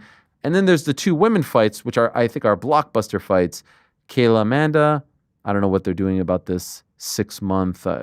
Like, who's making this up? I don't know. And then Zhang Valentina. So I don't know. I don't know what's gonna. And we still have some time, obviously. But Pete, we did an emergency show last night. You have yet to weigh in on all these fights. Anything jump out of you? Look, let's be honest. Like, we expected Ankalaev and Pereira to fight, despite what Ankalaev was tweeting. I think we all sort of expected Aspinall Gane, despite some people saying Gane doesn't deserve a 3rd title fight. We expected Corey versus Merab, but maybe not this quickly. Yeah. And then there was Yuri versus Khalil, which I think we all wanted, but didn't know if it was going to happen. What jumped out at you last night? I just think, these are all fights we expected. I think Merab, the turnaround again, this guy is exceptional, right? I think GC said yesterday, he's fast-tracked himself to Fighter of the Year. Obviously JDM and Islam still has to happen. If JDM does that, that's a big one too. But just I'm happy that Tom has a date. I'm happy they're getting that underway. I know, look, I think we all, when we were thinking about the John Jones situation with Aspinall, we're all like, oh, we'll probably end up with Ciryl Gane and Aspinall, and people were kind of like, oh, tongue in cheek about that. But as you said yesterday, this fight has been a long time in the making. There's a lot of history there. You mentioned Tom going to France and trying to pursue Ciryl Gane. He stayed out all night with Ciryl Gane that night. He was trying to make this thing happen, and he felt really snubbed when Gane wouldn't fight him. So there's a lot of history there, and I always used to look at that, like before obviously Tom elevated himself to the situation that he's in now. I always liked the idea of the guy that's headlining the UK card against the guy that's headlining all the Paris cards. Like if you look at them, if you look at 2022 when Aspinall fought Volkov and just see what he means to the people, when he did the rematch with Blaze that time, to see what the UK crowd feel for this guy.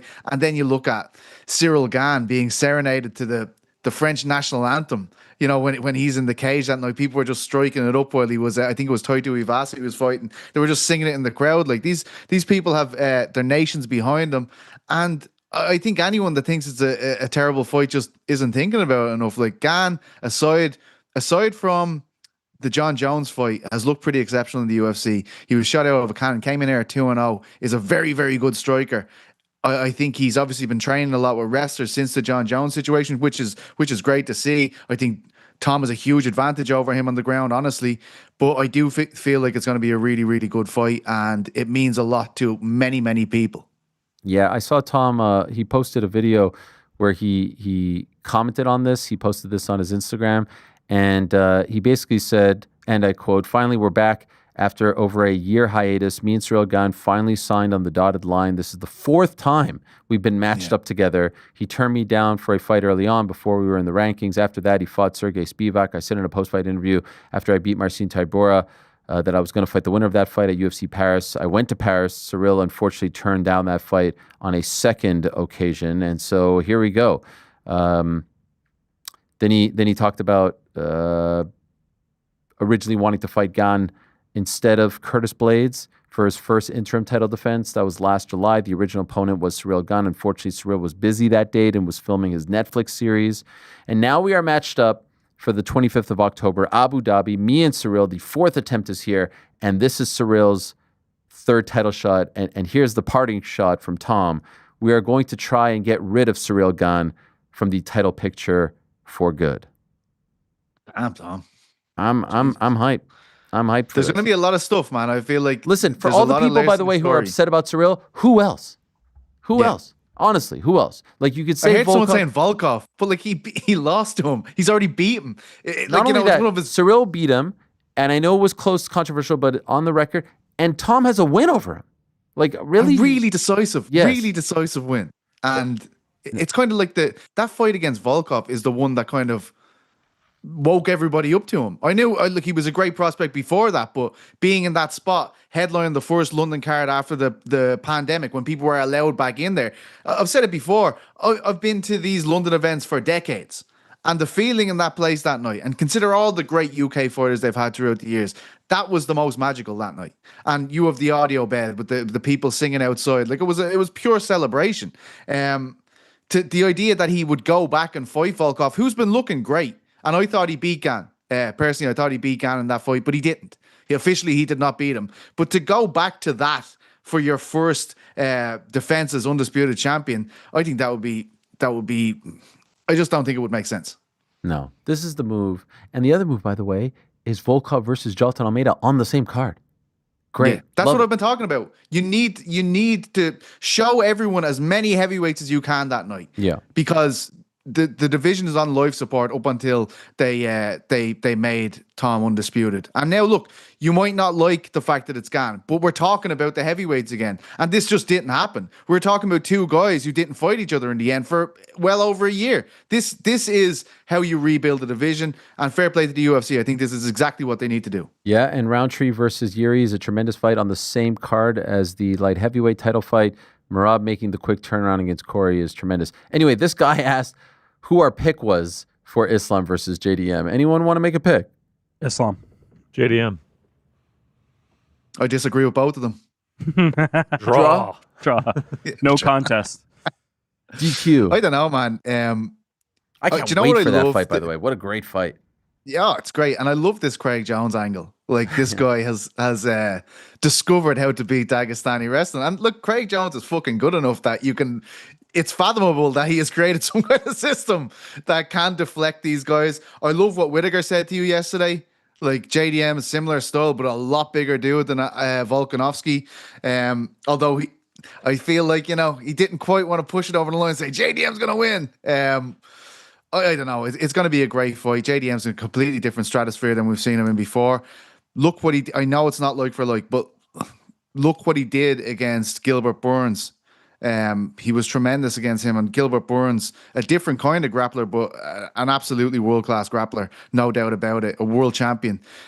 Really, really interesting. I can't wait to see Islam go up as well. Selfishly, I want to see Islam Vielia, so kind of rooting for JDM in the hopes that it will send Islam back down. But really, really great fight. I think I'm with Rick. I think it's Islam, but would not be shocked at all with JDM winning this one. Level Up One says, although Costa, his fight wasn't a barn burner, I thought he was a huge star of the night. He looked back to prime, if not better. He may have lost his scary, unknown aura since losing, but he looked phenomenal and intelligent in there. Huge shout out to Paulo. He needs to make a run. I couldn't agree more. And also, like, he's positioning himself for a huge fight against Khamzat. If Khamzat loses, it's a no-brainer.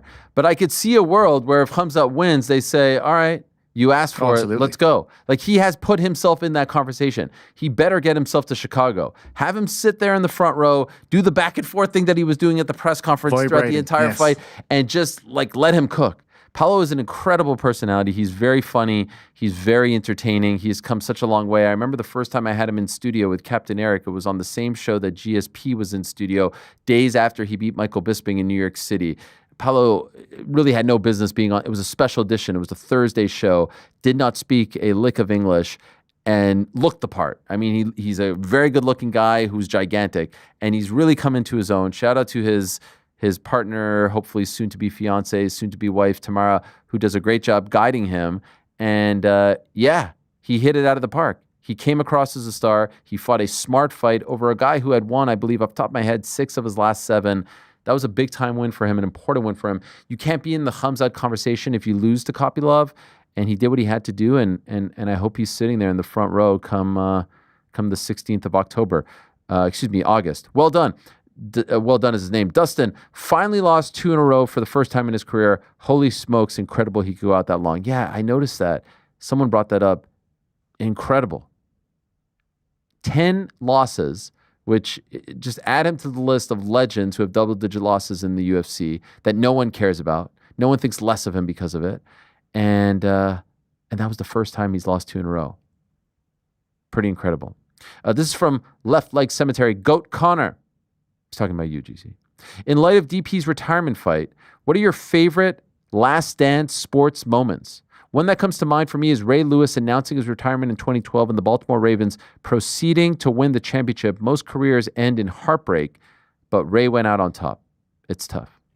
Yeah, the Ray one's good. Peyton Manning winning the Super Bowl in his last game. Kobe Bryant, 60 points. Oh my God, what a game. That was like, that might be my favorite one, just because I was with all my boys. I was in college. We were tuned in, and like the fact that he got the 60 was incredible.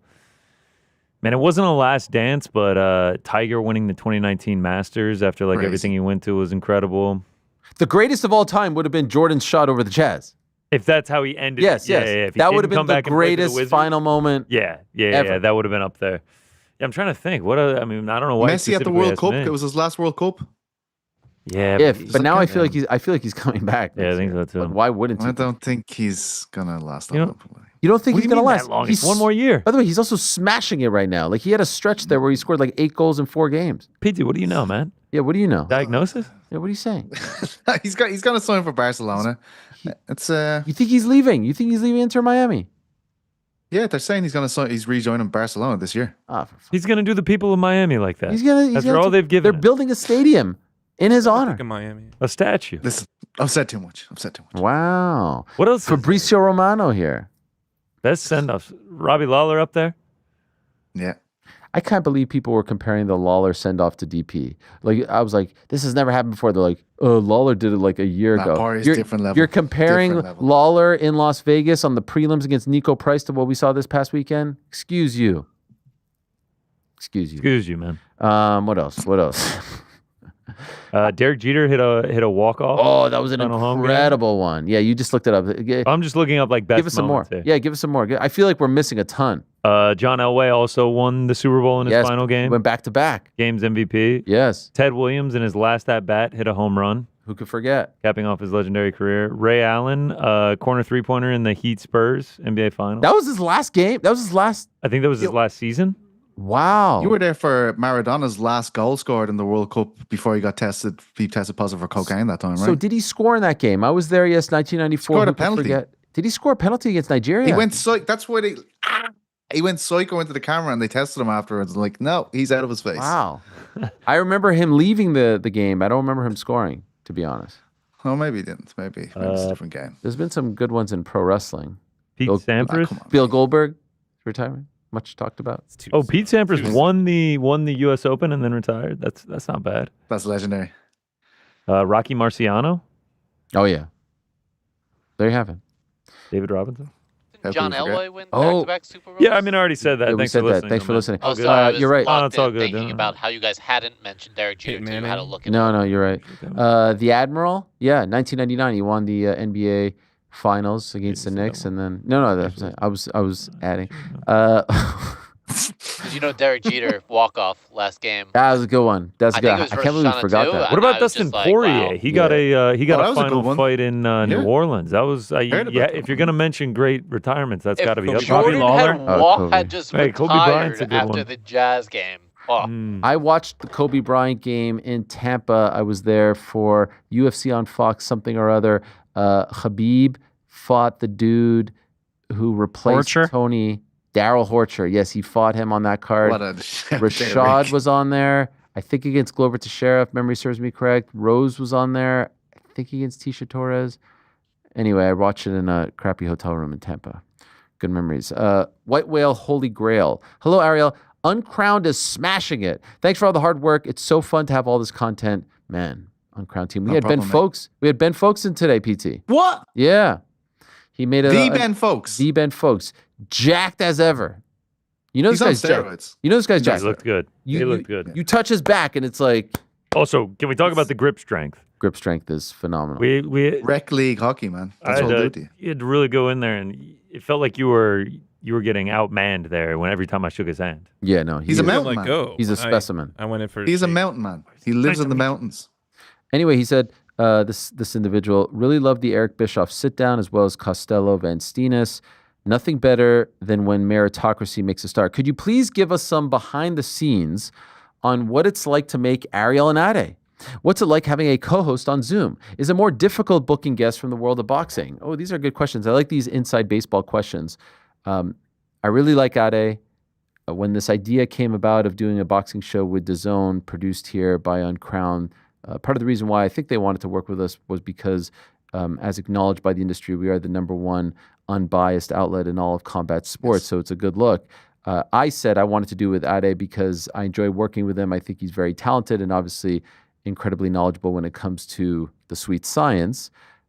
Originally, I'll be 100% honest, I wanted the show to just be like him and I talking, dissecting, debating, because I was worried about doing interviews via Zoom where we're not in the same room. And just being 100% honest, I'm not used to sharing interviews, right? There's a flow to an interview.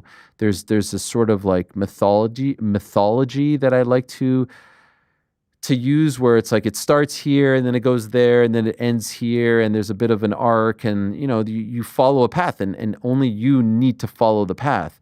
When you're sharing it with someone, it's a little more difficult. And so I was really worried about that. I was talking to him, funny enough, I didn't see this one beforehand, but I was talking to him this morning. I feel like we have found our groove to where, for example, we're talking to Ellie Scottney yesterday, and in my mind I'm thinking, oh, at this point, we should ask her about Nikisa and Sky Nicholson last week, and he asked it, and we didn't even talk about that. And so I feel like we have found a groove to where I don't have a problem at all with the interviews. In fact, I enjoy them immensely. We had a wonderful chat with Andy Lee yesterday, who was just absolutely brilliant. That interview is up on our page right now, talking about Usyk and Parker and the Dubois situation and whatnot. But I really enjoyed the interviews, and I really enjoyed the banter as well. And I enjoyed the friendship and camaraderie, and I think it's incredible that we're able to do this on the heels of a show earlier in the day. As far as booking the guests, it's not as difficult as I thought. Luckily, there's I don't know, 6 or 7 major boxing promotions out there. There's Top Rank, there's Queensberry, there's Matchroom, there's Golden Boy, there's Boxer. Obviously, there's the Misfits and MVPs of the world, and I wouldn't put them in the same bucket, but I'm just kind of counting off the top of my head. I'm probably forgetting 1 or 2. Anyway, luckily, we have great relationships with all of them, and they're all very ready and willing to help us out and get us guests when possible. And I have relationships now with trainers, managers, promoters on my own, and fighters too. Like Joseph Parker, for example, I have a relationship with him, and so I'm developing that. I would never dare to say that I have the connections, Rolodex, and even, by the way, the knowledge. I would never dare to say that I'm an expert, like I consider myself an expert in the world of MMA, because I've just lived and breathed it for so long. But again, this notion, this idea that's trying to be perpetuated as of late, that I'm like some Johnny-come-lately to the world of boxing, that I only started following and liking boxing in 2023 is patently absurd. I was a fan of boxing and watched boxing and ordered pay-per-views and followed the sport long before I even knew what the UFC was. The UFC was born in 1993. I was 11 years old. I would watch fights at my grandparents' house. I've talked about all of this before. And I would go to fights as well. The Montreal boxing scene, very, very good one. The Grant brothers, Howard Grant, Otis Grant, Davey Hilton, Arturo Gatti, like these guys, I would go to these fights, Casino de Montréal, Bell Center, Molson Center, etc., Montreal Forum. So anyway, then went to HBO and blah, blah, blah. I've told the story a million times. So I'm enjoying it. Again, it's not the main thing here. The main thing is all of this, but it's a great thing that we do, and I think we're all very proud of it and enjoy it and really enjoy covering boxing. Love the interviews with the fighters, especially the ones in studio. I think as of late, we've really, I would like to think, raise some eyebrows and let people know that ultimately it doesn't matter if it's an MMA fighter, if it's a jiu-jitsu practitioner, a kickboxer, a bare-knuckle fighter, a boxer, a pro wrestler. I want to be known as the best place for combat sports, whether it's writing, whether it's opinion, whether it's interviewing, whether it's dissecting, news, recaps, all that stuff, coverage. We're the best place. And I think we're positioning ourselves as such. And we're not even a year old. And so there's plenty more to come. And so very, very proud of it and love the fact that we're able to partner with other networks. It is a 1-year deal. That 1 year will be up in October, November. Who knows? And if they don't want to keep it going, maybe we'll just do it on our own. It doesn't really matter. We could just do it here. It's from the same freaking place. In fact, our numbers are way better here than they are there. There's no denying that. So maybe we want a bigger audience and we'll just keep it here. Who knows? World is our oyster. Let's see. But I'm enjoying it. I don't know how they feel. We haven't talked about it. But right now I'm enjoying it and really enjoy being a co-pilot with Ade. He's great. He's supremely talented. And I really, really have a lot of fun doing that show once a week. Okay. So do we. Yeah, thanks. It's a lot of fun, man. Appreciate it. Iron Turtle. Hi, Ariel. We can make history. Ankalaev versus Poatan rematch needs to be booked ASAP. Okay, so I guess he posted this or asked this before. Do you realize that if Pereira wins, Ariel will have good working relationship with every current UFC champion, man or woman? Yes, I count Dricka's phone call appearance on the show's working relationship. Yeah, we're good. We're good. DDP and I are good. When do you think the last time this happened was? At least Islam has been champ for 3 years. I didn't even think of this. There have been some dark days. The dark days really started in 2019 when You're welcome. I joined. Ali did the ceasefire against us. No, but it's been a while because it was Khabib and then Islam. John Jones. Aspinall heavyweight. Pereira if he wins. Drickus. Well, I guess if Hamza wins, maybe not the best relationship. JDM. Taporia. Volk. Marab. Pantoja. Josh Van. Kayla. Valentina, Zhang. Yeah, it's a nice stretch.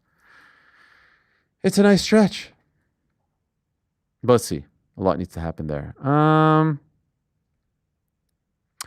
Big Money. Hello, Ariel and gang. Regarding the partying before big fight situation, for Dubois, it looks bad. For Taporia, it was epic. How about that, guys? Didn't think of that. Kind of seems like it works out either way, though. If you win, you're a legend. If you lose, it's a built-in excuse. Might as well party and enjoy the moment, right? Also, what did we think of Dane and the UFC did to make it right with Volkov? Thanks for the great content as always. How about them throwback red helmets, by the way? Go Bills. Yeah. Bills announced yesterday. I thought they were bringing them back full time, but they announced yesterday that they're going back to the red helmets for week 18 only. Last game at Highmark, the red helmets, synonymous with the 90s Bills, 4 straight Super Bowls Bills. I thought they were going back full time, which I was very excited about. It's only 1 week, but still exciting. But that's a great call in Taporia. We all loved the fact and celebrated the fact that he celebrated the quote-unquote win at a restaurant with his whole crew there. Maybe not 70 people, but he was dancing, this and that. Night before, though. He had dinner, and it was the night before. Okay. Throwing a party the day of is not the same as having dinner the night before. And apparently, according to reports, Dubois didn't throw this party, you know? Like, he's waking up in his house where he lives with his family. And you think he had no idea? According to the reports, he left the house. He went for a drive to get away from everyone. And then the reports are also suggesting, I know Ade brought this up yesterday on the show, he gets to the venue and he gets turned around and he has to go and park a car where the punters are parking their cars and walk to the arena then.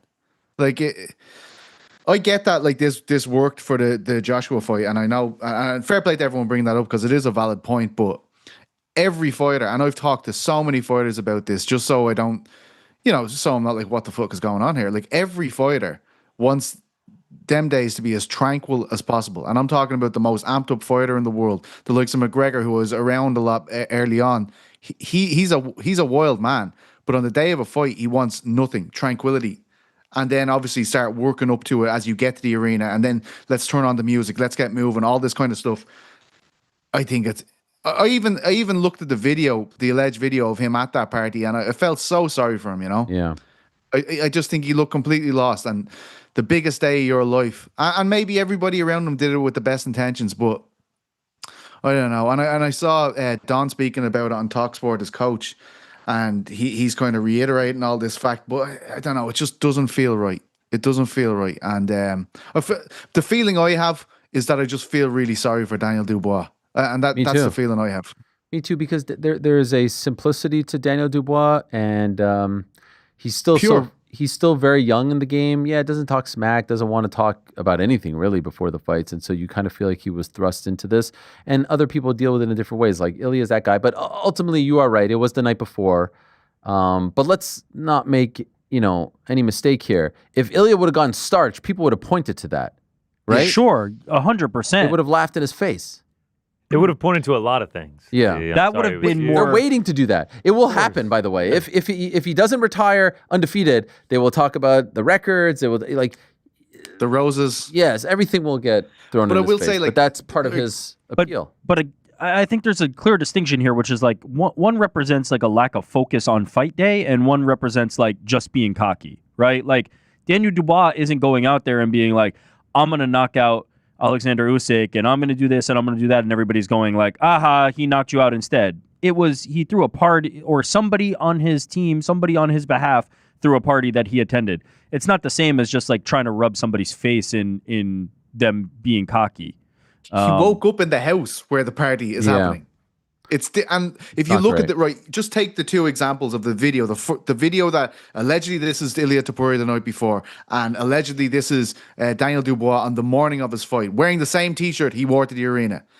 That is two very different images. One of them, Ilya Topuria is standing on a table singing a song, G'ing everybody up like he's the master of ceremonies. The other one's people are grabbing this dude, trying to get selfies with him and stuff like that. Well, he's just kind of smiling. It feels like a very different situation, both of them, to me anyway. Let us go to Alec. Ariel, I know you wouldn't know who, but is there any updates on the rights deal? Feel like the topic is flying under the radar. Definitely not. I mean, it's been on I said it was the story to watch this year. And here we are in July. I mean, technically it doesn't have to be announced until December, but I suspect it will be beforehand. I think I am most curious at this point if you had any idea of when we would have an update.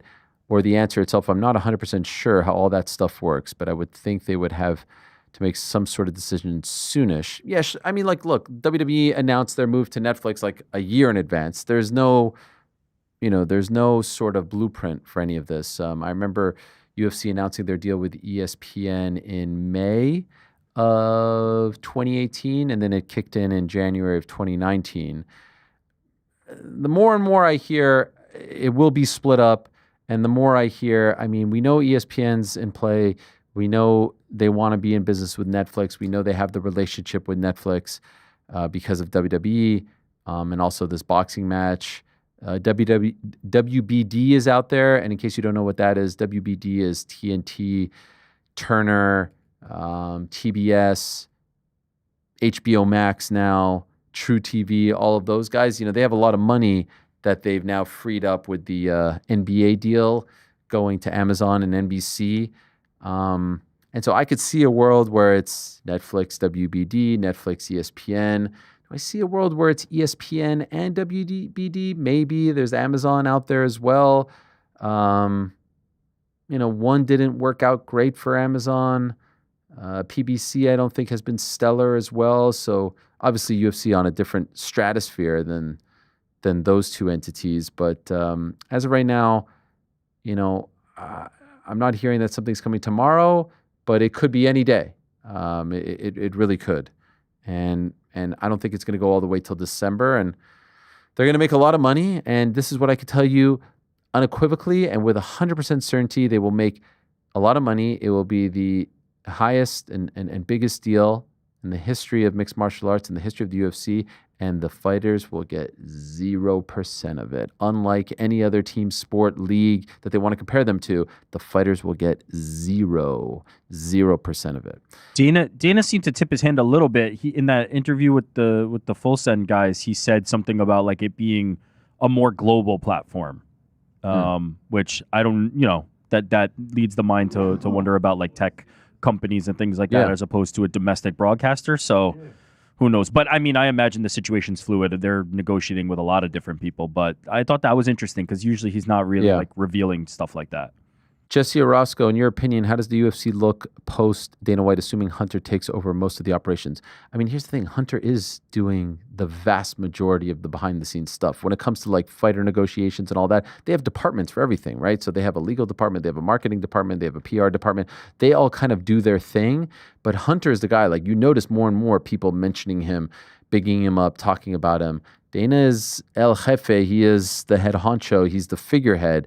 But Hunter is the one that kind of, stirs the entire drink. And so, as we've said, if Dana White decided to step down tomorrow, right, there could be a world where, they just have John Anik hosting these press conferences and Hunter's behind the scenes, and that's that.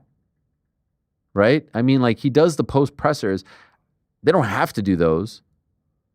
And they'll trot out a guy here or there. They'll put Dave Shaw on the spot. Like who, the thing has become so big to where they don't necessarily have to do the old things that they used to do or that other promotions have to do. But yes, it wouldn't be the void that some of you may think it is. And I don't think you would notice. I don't think you would notice much.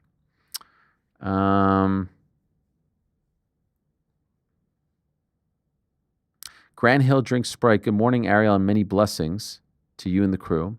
When will we receive the full lore drop of Chael Sonnen's 5 versus 1 face-off? Is there a gag order on the full story? I imagine the statute of limitations is long over. He's been flirting with the story on Good Guy, Bad Guy, a.k.a. Ariel Sloppy Seconds. Full story deserves to not be interrupted on the AH show. Sorry, TST. What does TST have to do with this? Does this guy think that TST works on the show?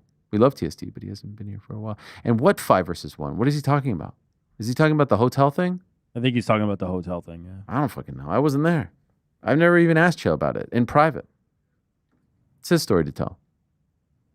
Samuel, I really respected the way you advocated for Leon getting a title shot and getting and called for others to get it when they were most deserving as well. Oh, yeah. You mean like when I advocated for Bilal Muhammad, who hates my guts, to get a title shot as well? You know who would do that? The leader of the #1 unbiased outlet in all of combat sports. Oh, what's this? I'm at a complete loss as to what changed and how you could say that Paddy Pimblett has to be next for a title shot. Oh, yeah. Paddy Pimblett, who calls me a sausage and all this stuff. You know who would do that? Say it with me. Now. Tell us. Number one. The leader of the most. Combat. The number one. Say it all together now. Can we trademark this? You say it's the biggest fight to make. So what? No chance he's the most deserving. Sure, he looked good again as a guy who was 1-4 in his last 4 fights. My question is, who do you think should be next to fight for the lightweight belt? Well, you just accused me of saying Pat. Listen, I'm saying it's the biggest fight. I'm saying I wouldn't be surprised. But if we're keeping it a buck, Armin should be next. I thought Armin should have been next last fight. I thought it should have been Armin versus Ilya, not Armin versus Charles. He beat Charles. I just don't know if they're going to do it. I think they're still working towards like making amends with Armin. So yes, Armin should be next. I'm just saying who I think they'll go towards, and there's no denying Paddy's a gigantic star. By the way, Armin's a pretty big damn star in his own right. Let's keep it real there. He's got a huge following, but I wouldn't be surprised. I saw Justin Gaethje talking to ESPN MMA. I think it's interesting. It's like all the dominance guys just go over there. And he was talking about how if they try to book him versus Paddy, he feels like there's no use for him anymore in the UFC. Really? Has he not been paying attention to who Paddy Pimblett is? Like, Paddy Pimblett is a pretty big deal right now in the UFC, and he's on quite a roll. No? I don't get it. It's not like they're asking him to fight BSD ranked 14th. Paddy Pimblett is currently ranked 9th. Gaethje's 5th. Crazier things have happened. Who would you rather fight? Mateus Gamrot? Hooker? Gaethje again? I mean, Holloway again? Like, who does he want to fight? I don't know. That's weird to me. By the way, I was on YouTube. My kids like to watch YouTube. Have you guys seen the Logan Paul video blog?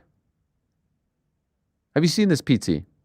I did. I saw it, minute 12 anyway. Very interesting things. You saw that? I did. I stumbled upon this. He's up on the top. Wait, not yet. Let me set it up. I stumbled upon this, and I'm hosting the show. I'm co-hosting with Kate Scott, DAZN, Jake Paul versus Julio Cesar Chavez Jr., and they say, okay, Logan Paul's going to come up. And so I put on my Paul Heyman, my wise man hat. I put on my advocate hat. I put on my, like, let me get this guy over. Let's have some fun here. We have to kill time. It's like 15 to 20 minutes. It's like, I got to kill time here. So let's have a little fun. They were just in Riyadh. He wasn't on the card. He should have been on the card. They're going to SummerSlam, East Rutherford, 2 nights. Let's pick him up. By the way, he's doing a great job. And so I'm really like, I'm really bigging him up. I'm acting as his advocate. And at one point he turns to his camera guy following him. At one point he turns, and I don't really hear what he's saying because he's talking. It's a loud arena. There's a ton of kids waiting to get a selfie with him, an autograph, etc. And I'm like, oh yeah, cool. He's saying like, yo, this guy's the man. And I'm thinking actually like, wow, like we're really cooking here, like we're cooking with Crisco here, you know what I mean? And I'm thinking like maybe he's gonna call up Trips, he's gonna call up Paul Levesque and be like, yo, maybe Ariel should be my wise man, he should be my advocate. Then all of a sudden I'm sent this clip, and the exact opposite happened. Not only was he not bigging me up, he was insulting me. He was making fun of me. This dude was making fun of me. Everything they said about this dude, correct. It's correct. Unbelievably. Here I am advocating for him, showing him love, giving him the rub, giving him the street cred in the fighting community. And this is what he does to me. Unbelievable. I felt like someone spit in my face. I felt like someone stabbed me in the back. I felt betrayed. Here's what he did. He's up on the top rope, and he takes the drone, and then he flies with the drone. We've never seen anything like this before. John Cena and CM Punk were headlining tonight. He should have been headlining. What are we doing here, Triple H? Yeah, dude, you're a great hype man. This guy's a D1 Glazer, bro. What? SummerSlam, MetLife, none of this night one BS. This is the face. Get him in there, headlining for the title. Let's go, you heard it here first. This guy's a D1 Glazer? First of all, I mean, it's truly fucked up. While you go to continue to hype him up. Covered his mouth. Yeah. See that? He covered his mouth. When Coward shit. Called you first slap the shit out of team him. all glaze. coward shit. I showed that to my kids yesterday. They were so offended on my behalf. They're like, "What?" I This feel dude? like that's why you're extra offended, because you showed your kids and like instead of like chuckling, your kids were like, "Nah, that's fucked up, man. I can't believe he said that." It's totally shit." fucked up. You know what they did? it is They went fucked to the room. They have all the primes. They poured them all out into the toilet. I know you're bullshitting. Not for That's real. where it belongs. You're Piss. serious. They felt disrespected by the man himself. This guy's a D1 Glazer. For everything I've done for him, backing him, everything I've done, he turns around and does this to me. Now, is there any chance this was a compliment? Is there any chance that A D1 Glazer is D1 like Glazer. the worst. Disrespectful. What is wrong with you, Rick? There's no way that's a compliment. Bro's That's a on wanker a move. full ride Wanker scholarship move, for Logan. glazing. I mean, is he wrong? All Glaze team right Wow, now. Frank. Jesus. Fuck Logan Paul. That's what I gotta say. Fuck Logan And Paul. you're coming from a real Glazer over there, Frank, so you know about the glazing. I know the glaze. Yeah, I thought legit. I thought we were gonna go in business together. In the end, he went in business for himself. In the end, he stabbed me in the back. I should have known better. I mean, that's what everyone says. I should have known Smile better. unless he slit your throat. Smile Here's unless the he knife. slit your throat. Here's the freaking knife. Can we hear that one more time? What does he say? What does he say again? Straight up, this guy's a D1. That's what he said? Yeah, run it back. I gotta hear it. I wasn't Covers the re-rack mouth. that. Covers the mouth. Up on the top rope and he takes Here the I am. drone, and then he flies with the Look drone. at me You've never seen explaining anything to like Kate. this before. It's John insane. Cena and CM Punk were headlining tonight. He should have been headlining. Yeah. What are we It's doing here, insane. Triple H? Yeah, dude, you're a great hype man. This guy's a D1 Glazer, bro. This guy's a D1 Glazer, bro. And you continue to glaze. Yes! This is the I think he's saying like, yo, headlining for the title. Stop the glaze. yo, you know how embarrassing Stop that the shit is? glaze. This guy's a D1 Glazer, bro. Like said he to just me. met me. Like he just met me. Like I'm some geek off the street. You know what's crazy about that as I'm rewatching it? Like the way the energy that I was putting into explaining to Kate, who knows nothing about WWE and probably thinks it's all wackadoodle stuff. It's like that meme of the guy being like, "Yo, you see this guy? He's this dude's Yeah, the with explaining drones." guy to, Yes, to the yes. woman. Yes, that's you. You know this guy right here? He's flipping with drones in his hand. And then that this- guy who you're explaining about calls you a D1 Glazer. Have Yeah. you spoken to Kate since the incident? Have we? No, I need to Have we send it to her. clarified with her whether she thought that I was you were glazing? being a D1 Glazer? The glaze was real? Yeah, was she thinking in the back of her head? She was like, I need to "This ask her." motherfucker is glazing." I need to ask her. She probably was thinking, if I'm being honest. D1 Yeah, it's messed Glazer, up. crazy. I'm not going to forget this. Well, I'll see him again.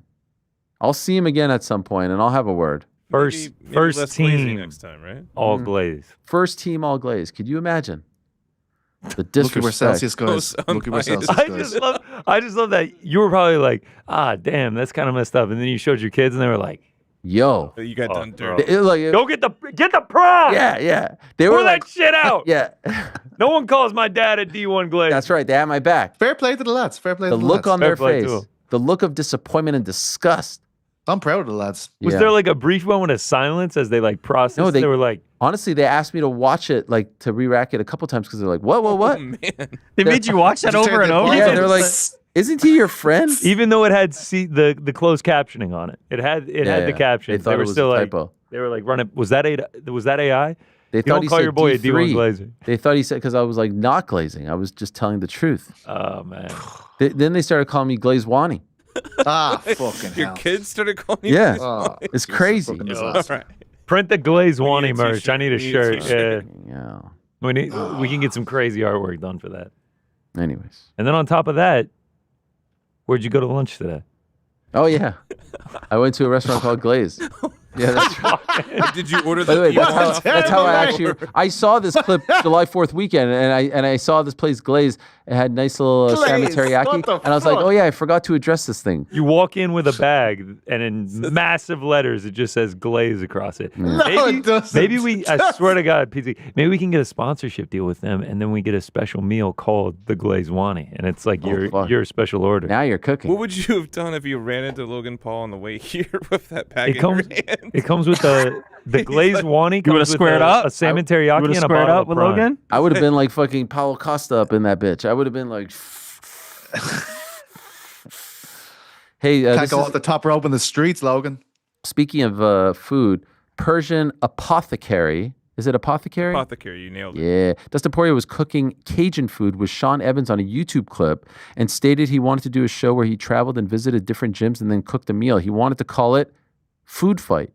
Has there been any word on this? I feel like with his personality, the show would be a really entertaining hit. I've not heard this, but I know Rick is a big Sean Evans guy. Do you know about this? I don't. I'm specifically a Hot One. You know, like Sean Evans is great in that role, but Hot Ones is my like core thing. It's not necessarily all food related content because I like that spice. I like those spicy sauces. In fact, we had the bomb on the set, but we never actually ate some. By the way, I feel like Dustin would be great in that role. Oh yeah, going to different gyms and stuff. Like imagine Dustin going to Montreal and then having the spaghetti and meatballs with GSP at the Orange Julep. I think he said he wants to cook. No, or he can make him his own. By the way, you know who would actually be the best at this? The number one. Volkanovski. I was gonna say, Volkanovski. Doesn't he already have the show though? Yeah, he pretty much. No, does. but like going around to like do it. There's something wholesome about Volk with the cooking. Huh? He's so perfect with it. Yeah, and he's so open to like trying the different things and just going for like. Yeah, his shit looks amazing though. Yeah, he just got I think 1 million subs I saw on Instagram. Wow. So, yeah. On the Cooking with Volk channel. Yeah. On the Just like IG. Alexander Volkanovski. Oh, the IG. The Cooking with Volk IG has 1 million. Okay. Yeah. Cooking with Volk IG. Wow. But no, I mean Dustin would also be great, no doubt. No doubt. Yeah. I feel like there's people now who sort of like Action Bronson who just know Volk as the cooking guy. Yeah. Oh wait, this guy fights too? Who the fuck is we? Shalom Ariel and crew. On a previous show, the MFM, Mysterious Frank Monocle, let it slip that he bought GC Glabrous Connor an ATLA video game. Wow. I have 4 true passions. MMA, The Lord of the Rings, listening to every moment of y'all's content since roughly 2018, and Avatar, The Last Airbender. That said, I need to know from GC and Frank, what ATLA nation are each of the crew from and why? Air Team. Wow. That's the thing, right? Everybody is from the same By the way, one? this dude is so excited to ask you guys this question, and you come back with I don't that even know what that energy? means. Okay. I don't even know what I've fucking literally that never is- watched an episode. That is crazy. Frank to a T. Like you can have like This guy is energy at so 110%. Then you're like, Frank, how you doing, man? And he's just like, good. I'm doing good. Okay, thanks, Frank. Appreciate that, man. I'll up the glaze next time. Yeah. Frank actually got me a role-playing game Interesting. that came in like a book that was like 1,000 pages long. And he was like, it's super simple. Like, you can just pick it up whenever. Like, we'll have to play it sometime. And then he made a date for it, and then he bailed on said date. So he made a second date, and then he also bailed on that one. So the game has never been played before. Oh, you can eat shrimp at Red Lobster. What do you want from But me? I have Red Lobster's having a moment. flipped through the game a couple times. So he's referring to Avatar: The Last Airbender, one of the greatest animated shows of all time. And he's asking, like, are we airbenders, water, fire, earth? That's a tough question. Team Water. I thought you Didn't you say air? I thought you just said you were air. I changed it now that you did actually describe I'm from it. an island. I mean, Well, I can air swim is pretty very well. rare, which you aren't that. Rarefied air. I love Rarefied air, I water was gonna say words. that. Yeah. Doubling Who's down. Rick is no question Fire Nation. No question. Aren't they like the oppressors? Yeah, they're Let's like get kinda like Atiba a- Gauthier to weigh in on all this. Did you see Yeah. that I was hanging with him with the anime talk?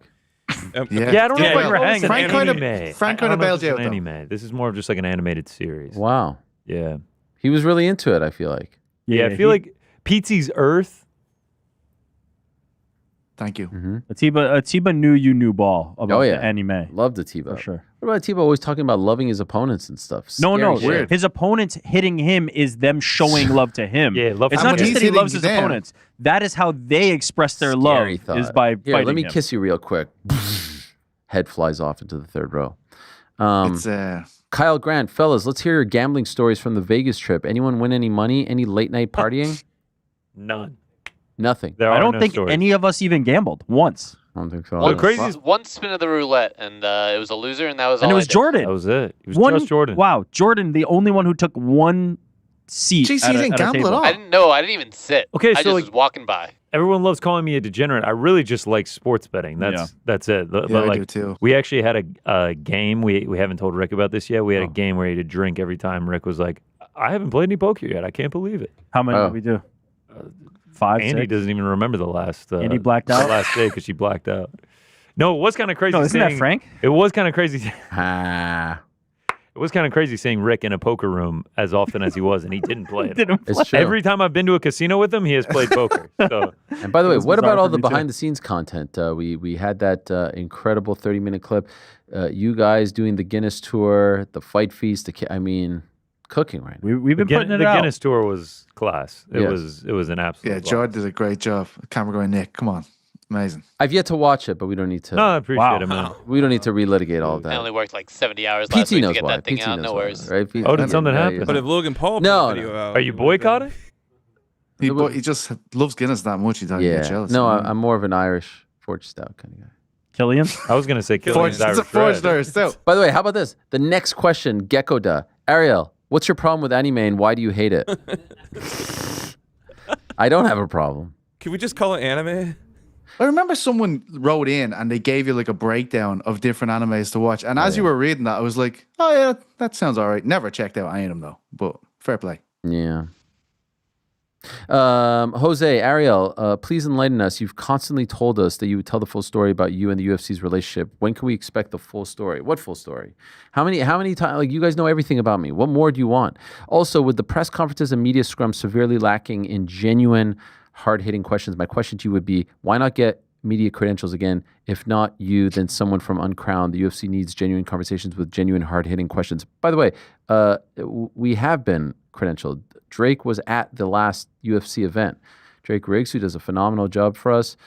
We've had Chuck at events. We've had, I don't know if Ben's been to an event, a UFC event. But it's not a journalistic environment anymore. Like, it's not the same place There are it no was. scrums. What scrums? There are no Dana scrums. Like, what is he talking about? Where am I going to ask these questions? And the one-on-ones, like, remember back in the day, you'd go to the media days and you would have like 5-6 minutes with each guy and you could create your own dynamic and rapport and content with them. Now it's all very sterile.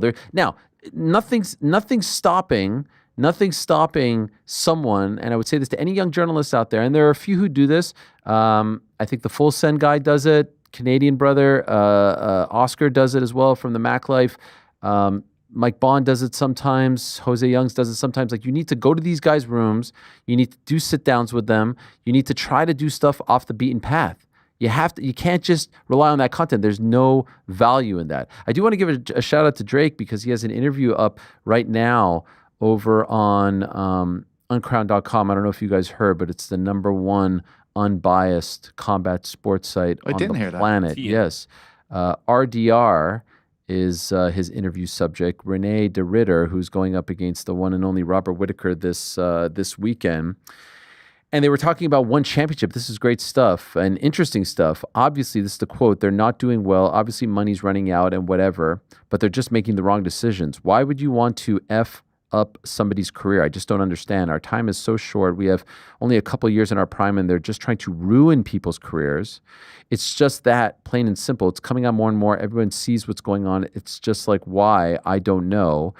It was at a point where I knew I was not going to get a fight anymore, and I knew they were going to park me again for an extended period of time, and I just said, F it. If this is going to cost me everything that I own, then at least it's not worse than costing me the rest of my career. Anyway, he kind of just goes off on one, and it's one of the many great articles up on the site right now. And so I feel, all to say, that with this show, with the writers that we have over there, with the content that we have over there, we don't need to be a part of that. Now, if you're asking about me specifically, because like I said, we do have people who go and there's no problems whatsoever. Yeah, I did sort of make a quiet promise to myself about like my presence at these. And I'm not saying it's for infinity. I'm not saying that I will never change my mind. It's just how I felt on that day and how I sort of continued to feel some 4 years later. But yo, like I know people like, like last week we were like, where are the 318 guests? Well, we had everyone that we wanted to have beforehand and we have everyone that we want to have after. Like even though we do 3 shows, AH shows, but then plus like BITB and The Crack, I would say is what, 95% MMA? And I would say our interviews here are what, 80% MMA?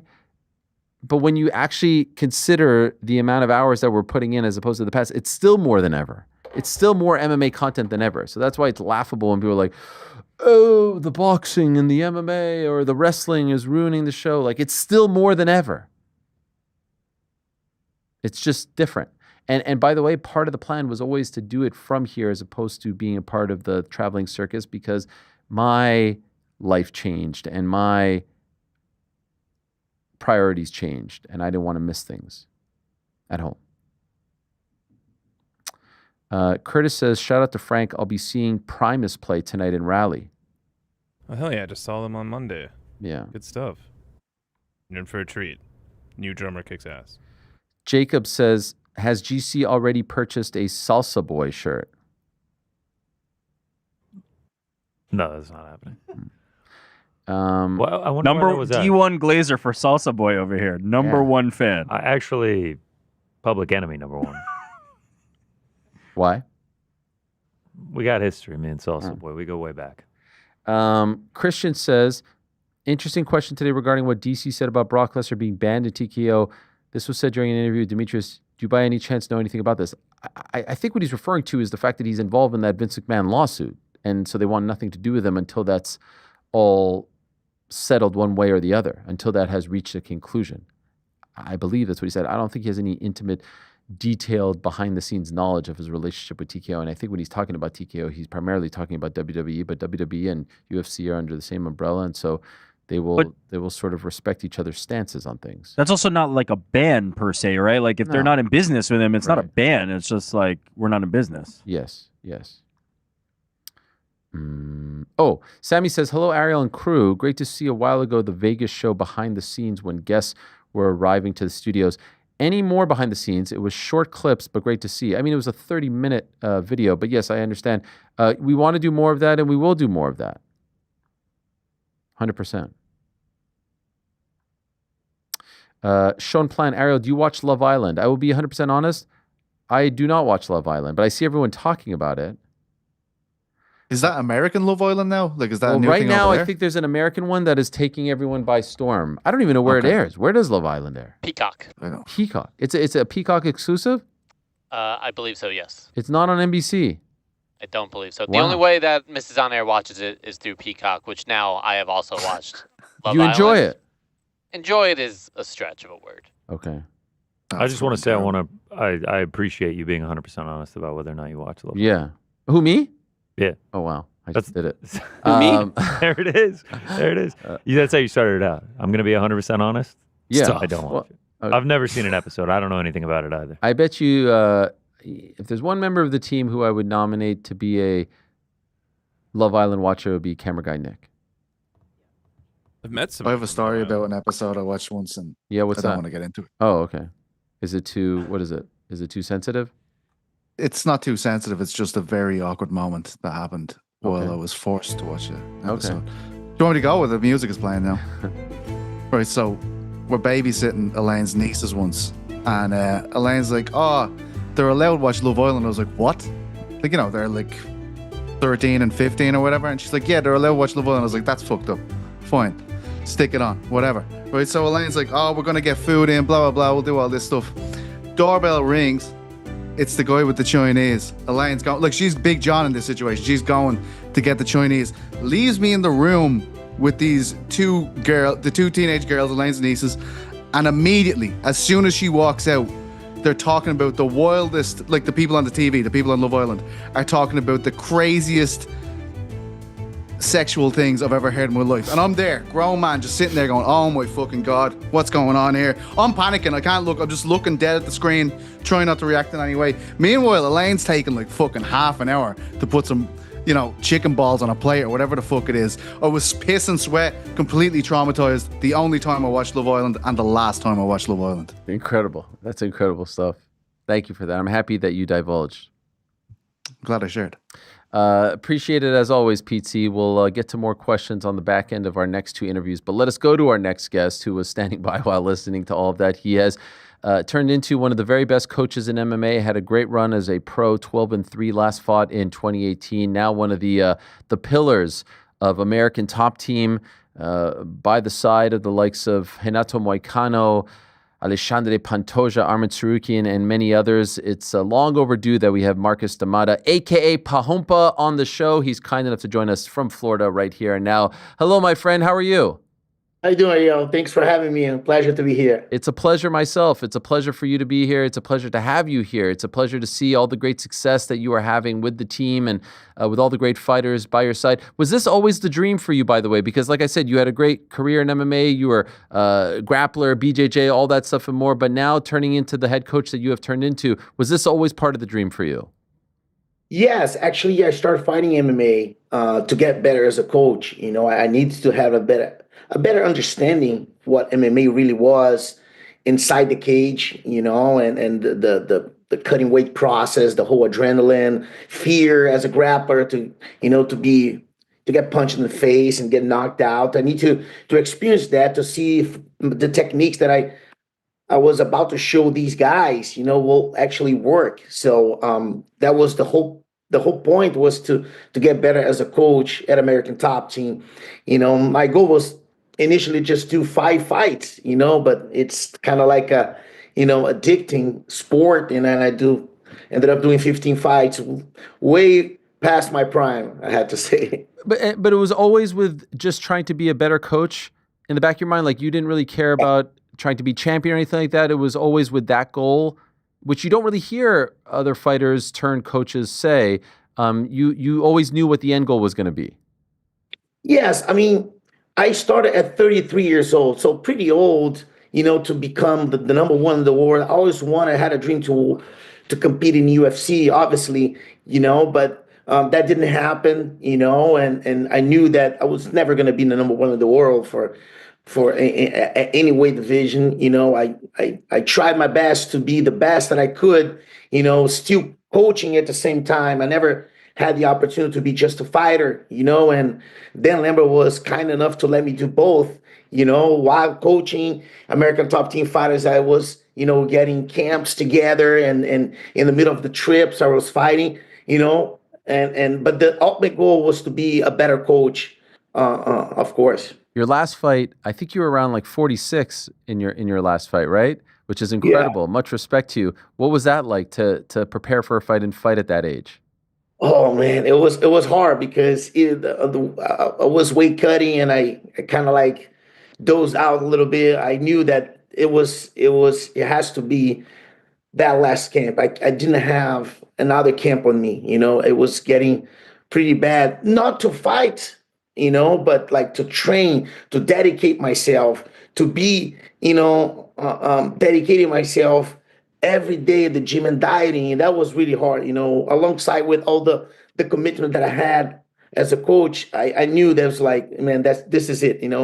It's pretty overdue that I have to like just, settle down and focus on the most important thing in my life, which is coaching guys, We just showed those pictures from, I believe, your last fight. Amanda Nunes on the right, giving you a kiss. On the left, you're with a little boy. Is that your son?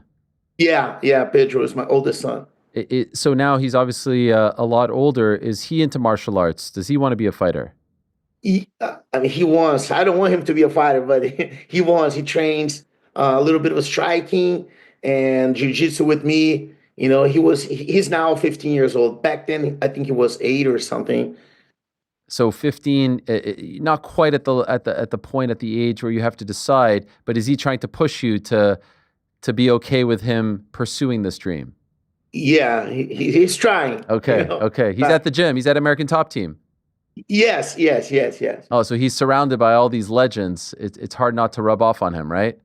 Yes. He loves Pantoja, obviously. Yes. He gets really nervous in all Pantoja's fights, especially the last one. He was really nervous because he saw all the embedded and all the highlights on Kai Kara France knocking people out.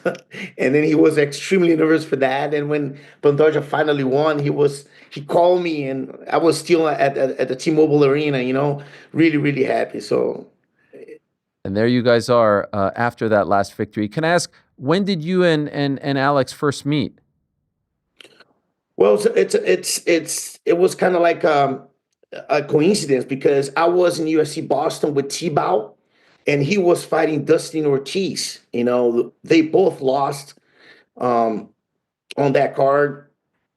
And then he ended up contacting one of my good friends and saying that he wanted to train with me and trying to get my phone number, and obviously I said, well, there's only one way that we're going to be training together. If you have to come to American Top Team, and he's like, man, it's a dream come true. Please take me in. So obviously I immediately contact Dan Lambert and I said, listen, this guy, I think we can make him, turn around. He just lost, but he's a warrior. He has full potential.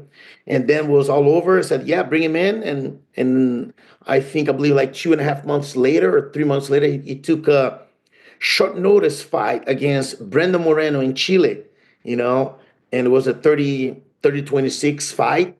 And then it's all history. Yeah, and what a run since then. But honestly, did you expect this type of dominance as champion? Did you see this in him from the start? He has the potential. I didn't expect a few bumps on the road. I didn't expect him losing to Askarov, but it was such a shitty situation in Abu Dhabi. He fought at 2 a.m. We had to wake up so early. He didn't wait. I mean, there's a bunch of things that we can say about that card, that it didn't sit well, But once he got to be one of the contenders, I knew that he was better than all these guys. I knew he was better than Moreno. I knew he is better than Royval. Obviously we have always tried to get better and make him the best that we can, because every single time he steps on the cage, he's fighting against someone who's willing to die. He's in the best shape of his life, has nothing to lose, like Kaikara, like Ursag, number 10 in the rankings, like Moreno for the third time, I mean, actually Moreno, he had a lot to lose because he was the champ back then, but Royval, but I saw the potential in him. I saw that he had some things that made him unique. The train regimen, the way he approaches, his mind. It's such a champion's mind, So I didn't expect to be this good, but I expect to be good. You mentioned your son was nervous going into the Kai Kara-France fight, and Kai had been looking good, but man, what a performance. Holy smokes, just so dominant. Never gave him a chance to even believe for a second that he had a chance, that Kai had a chance in the fight. Were you nervous as well going into that one? Can you tell us in the aftermath, were you worried about it? Oh, yeah, let me tell you something. I'm always nervous. Yeah. It could be an easy match. I'm always nervous. I'm always, very apprehensive. I'm trying to cover all the angles, but we can never cover everything. But I try to be as much as I can, to make sure that he's prepared. But to be honest with you, I didn't think it was going to be that easy. I expect a better Kai, and when we had I think 25 seconds into the fight, he was already on the back with the body triangle locked in. I said, man, this is going good. We didn't expect that much, and he beat Kai not only on the grappling scene, which was expected, even though he could say, oh, I have the best takedown defense of the division. I'm stronger. He's going to make a mistake. This is all promotion because, I knew, Pantoja would be able to take him down and hold him down because the first fight was such a close fight because Pantoja had I believe 8 or 9 days to prepare after fight Moreno, and Kai had an easy fight in the Ultimate Fighter show, right? So, but not only that, on the striking portion of the fight, he was way better than Kai in all aspects. He didn't get punched once in the face, I don't think, so it was a great performance. It was a great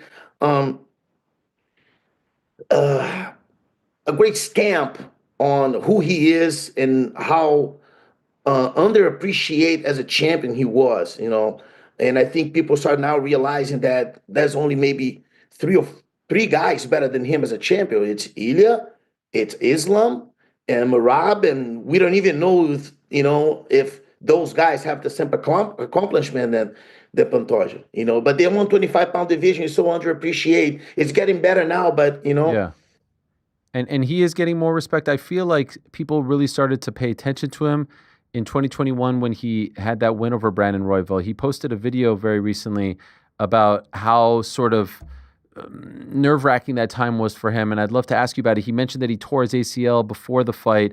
He was, I think, working as an Uber driver, he didn't have any money. He said he walked away with $100,000. He just wanted to make it to the scale to get the show money, and then he gets the performance bonus as well. But he had $100 to his name, and then he walked away with $100,000. Were you aware with, like the stuff that he was dealing with, and how kind of, I would say maybe like tense that time was for him and his family?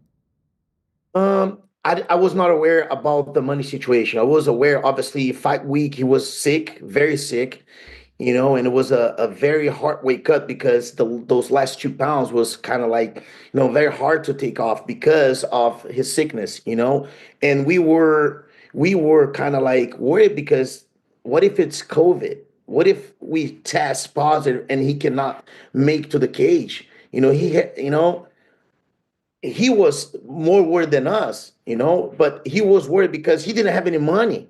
I was worried because I knew that he can beat Royval and be the number one contender, So when he finally said, man, and he told me the whole story about Uber, because had he told me before, I was going to try to help him out, give him some money. Man, listen, here's like, I don't know, as much as I could. I would even ask Dan, hey, Dan, this guy, is going to be our new champion. I mean, can we help him out? I'll make sure that he pays you back after the fights and everything. And then we'll have no problem doing that. But he didn't tell anyone. He said, man, I am a father. I am a husband. I need to take care of my family the way I can. I'm not going to ask for anybody for money. I knew that if I told you, you would try to help me out, but I had to do something as a man. So I did Uber, and it was very rainy that week. So he had to go in and out of the car, AC, whatever. He got sick, then comes fight week already with the knee problem, which was happening. He was training at the gym, sparring, and then his knee will fall out of place. He'd have to maybe pull guard, put his knee back in place, and then come back up, and he didn't tell me anything. Because I said, well, why you pull guard? No, I thought I could sweep him. Wow. Because, yeah. And finally, after the fight, he finished, Royval was a great performance. We got the bonus. He was so relieved, and then we had to do surgery, and then the title shot came. We had to say no. They gave to Figueiredo, and then he had to come back 1 year later. But there was the best thing that could ever happen to Pantoja at that time. We lost a year, but we didn't actually lose a year because he came back so stronger. He came back, his body changed on that year because of that surgery. He had to lift a lot of weights. He had to put a lot of muscle on it. And when he came back and he fought Alex Perez, it was so obvious that he would be the next champion because he was so healthy, no problems at all. So it was a blessing, Unbelievable. What a story. Thank you for sharing that and gives us even greater appreciation for the kind of person that he is. And so next up is Joshua Van, very clearly. How do you feel about this matchup? Josh saying he's never fought someone like me. He gets in the cage afterwards. He had a great win as well. From a coach perspective, how do you feel about this? I think Joshua Van it's a full package. I think he's good everywhere. He's not great at anything, but he's good everywhere. He's young, 23 years old. Has a good body, as he can recover very well. He was very heavy. On the day off, we were actually together, and we overheard his coaches saying that he was like at 147, 148, something like that. So he recovers very well. Obviously, he's young, I think he's going to be the best Joshua Van, But if you analyze the Royval fight, he won the first round. Royval won the second. He was winning until the knockdown at the end of the third. So we see a few things that we can work on, obviously, and his team's going to do the same thing to study Pantoja, and I think it's going to be a great fight. I think Joshua sees the opportunity. I think he made great. He had fought, I believe, 2.5, 3 weeks before that, and he came, she showed up, made weight, and had a great fight against Royval, which was clearly the number one contender, and I think it's going to be great. Do you agree with the statement that Pantoja has never fought anyone like him before? He's fought a who's who at 125 now. it seemed like he was having to fight people again just to, stay active. Do you agree with that? I mean, I'm not sure what he meant by that. I mean, yeah, we never fought Joshua Van. Sure. We fought Kai twice. We fought, Moreno 3 times. We fought Cape, whatever. But in what sense? Young age? Yeah, he's right. I think Pantoja never fought somebody with that gap of a difference from him. And he fought young guys when he was young, I'm not sure what he had to say, what he meant by that, and I agree. I mean, everybody's different. Everybody has different challenges. The fight before was the power of Kaikara. Before that was the dangers of Asakura. The guy has flying knees, all types of knockout coming from rising, weight division above Pantoja, really, hyped up. Sakakibara was first row with Dana, whatever. Before that was Ursag, who had come from a great knockout, a number 10 in the world. Nobody knew how good he was. He could be great, but he could fade. Where's Ursag now after Pantoja? So people have to, understand that Pantoja fought everybody, So in what sense Joshua Van said that? Everybody had to say something, We've seen Pantoja likes to fight in the summer and then maybe that December card. Can we expect him back before the end of the year? Is that the hope? Yeah, for sure. For sure. That's what we want. That December pay-per-view.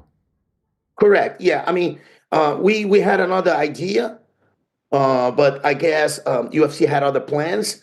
But December should be fine. What was the other idea? October 4th. Okay. Yeah, and they just announced it. So he wanted to come back that quickly. Yeah, he didn't get punched. He was in shape. He was motivated. I think I haven't seen Pantoja getting back to the gym as quick as he did right now. Wow. Because I guess I think that challenge of fighting a new guy, a young guy, really motivates him. When he fought Asakura, he was extremely motivated because it was a new name. Yeah. It's hard to fight. He keeps fighting people that he already fought. So it's kind of hard to bring,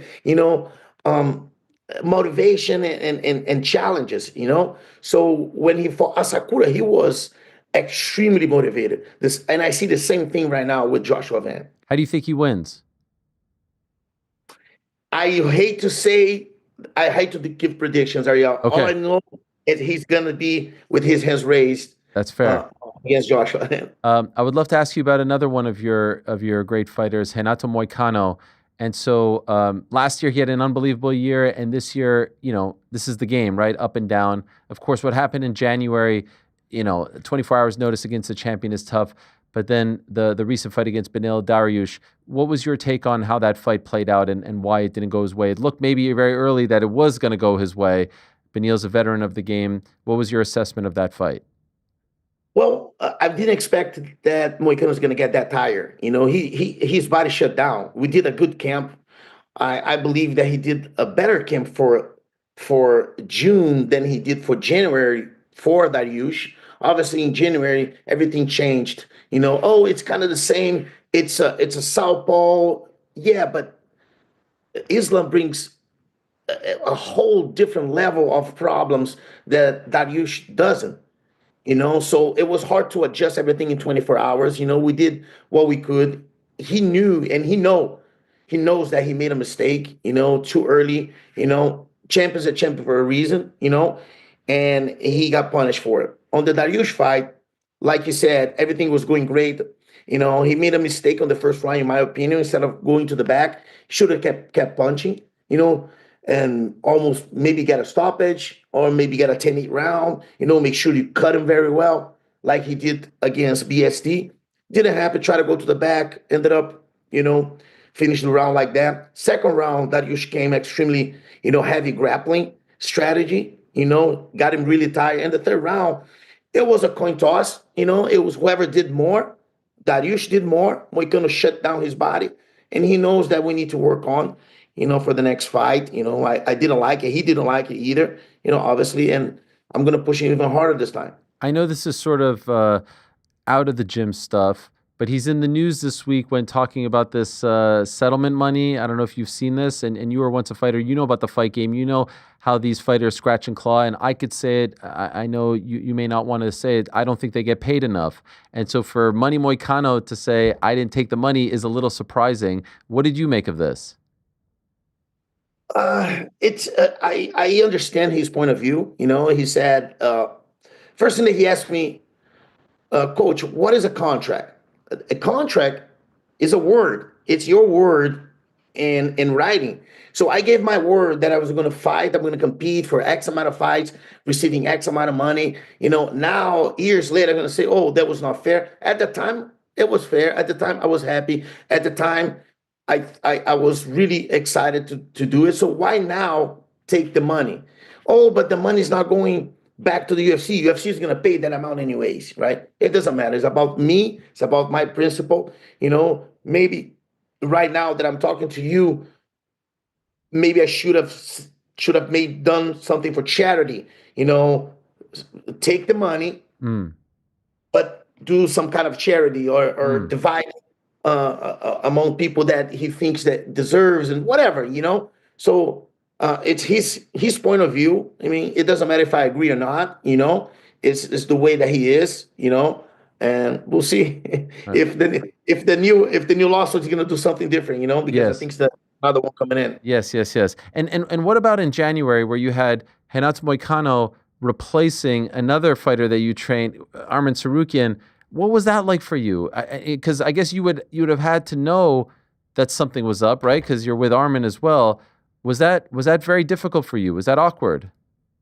Very awkward because I couldn't say anything to Moicano. I knew Arma was not very well, you know, the day before. You know, we're trying to push, but he couldn't get off bad to cut weight, you know, and you know, when Dana says something, you know, people don't even try to find out if it's true or not. They just repeat. There's nothing, absolutely nothing related to weight cut. You know, as a matter of fact, Armand was a little lighter than I wanted. And he was ready to make weight easily. It was way harder this time as a replacement because he was competing in Russia a week before. I had to fly back to the States, you know, meet us in Vegas, and then weight cut. So this time was really hard. But back then he was fine. He was on weight. You know, his back spasmed. Yeah. And he couldn't leave back to weight cut. So there's absolutely nothing related to not making weight. You know. And was it strange that your guy replaced him? Yeah. So I knew late that Arma most likely was not going to make, you know. But I couldn't say anything to Moicano yet, and I was like, "Listen, we'll you know, we'll have to, you know, be on point.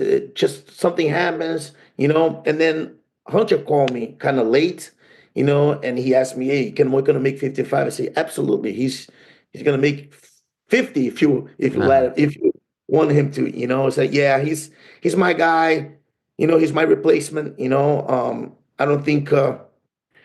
Your other boy is going to make it. And then, you know, I said, okay, so here's the thing. I'm going to wait until the morning because if I tell this news right now to Moicano, I think it was like 1 a.m, he's not going to sleep. He's going to be so excited. He's not going to sleep. So I'm not going to tell anything, but I promise you Moicano's going to make 55. He said, do whatever you want. Make sure he makes 55 and be ready tomorrow. If it's done, you know. So I think we woke up at 5:30. At 6 o'clock, I got into his room and said, listen, you're going to make 55. And he's like, why? Don't tell me. I said, yeah, our money's out. What? He was screaming. He was so happy. Made 55 so easy. Said, man, I'm going to be a world champion. He was so excited. That's the fight game. You know, he made a mistake, got punished. Life goes on. It seemed for a minute that Arman was almost being punished in a way for what happened. He does get the backup fighter spot for this last fight, but now it's unclear if he is going to be next.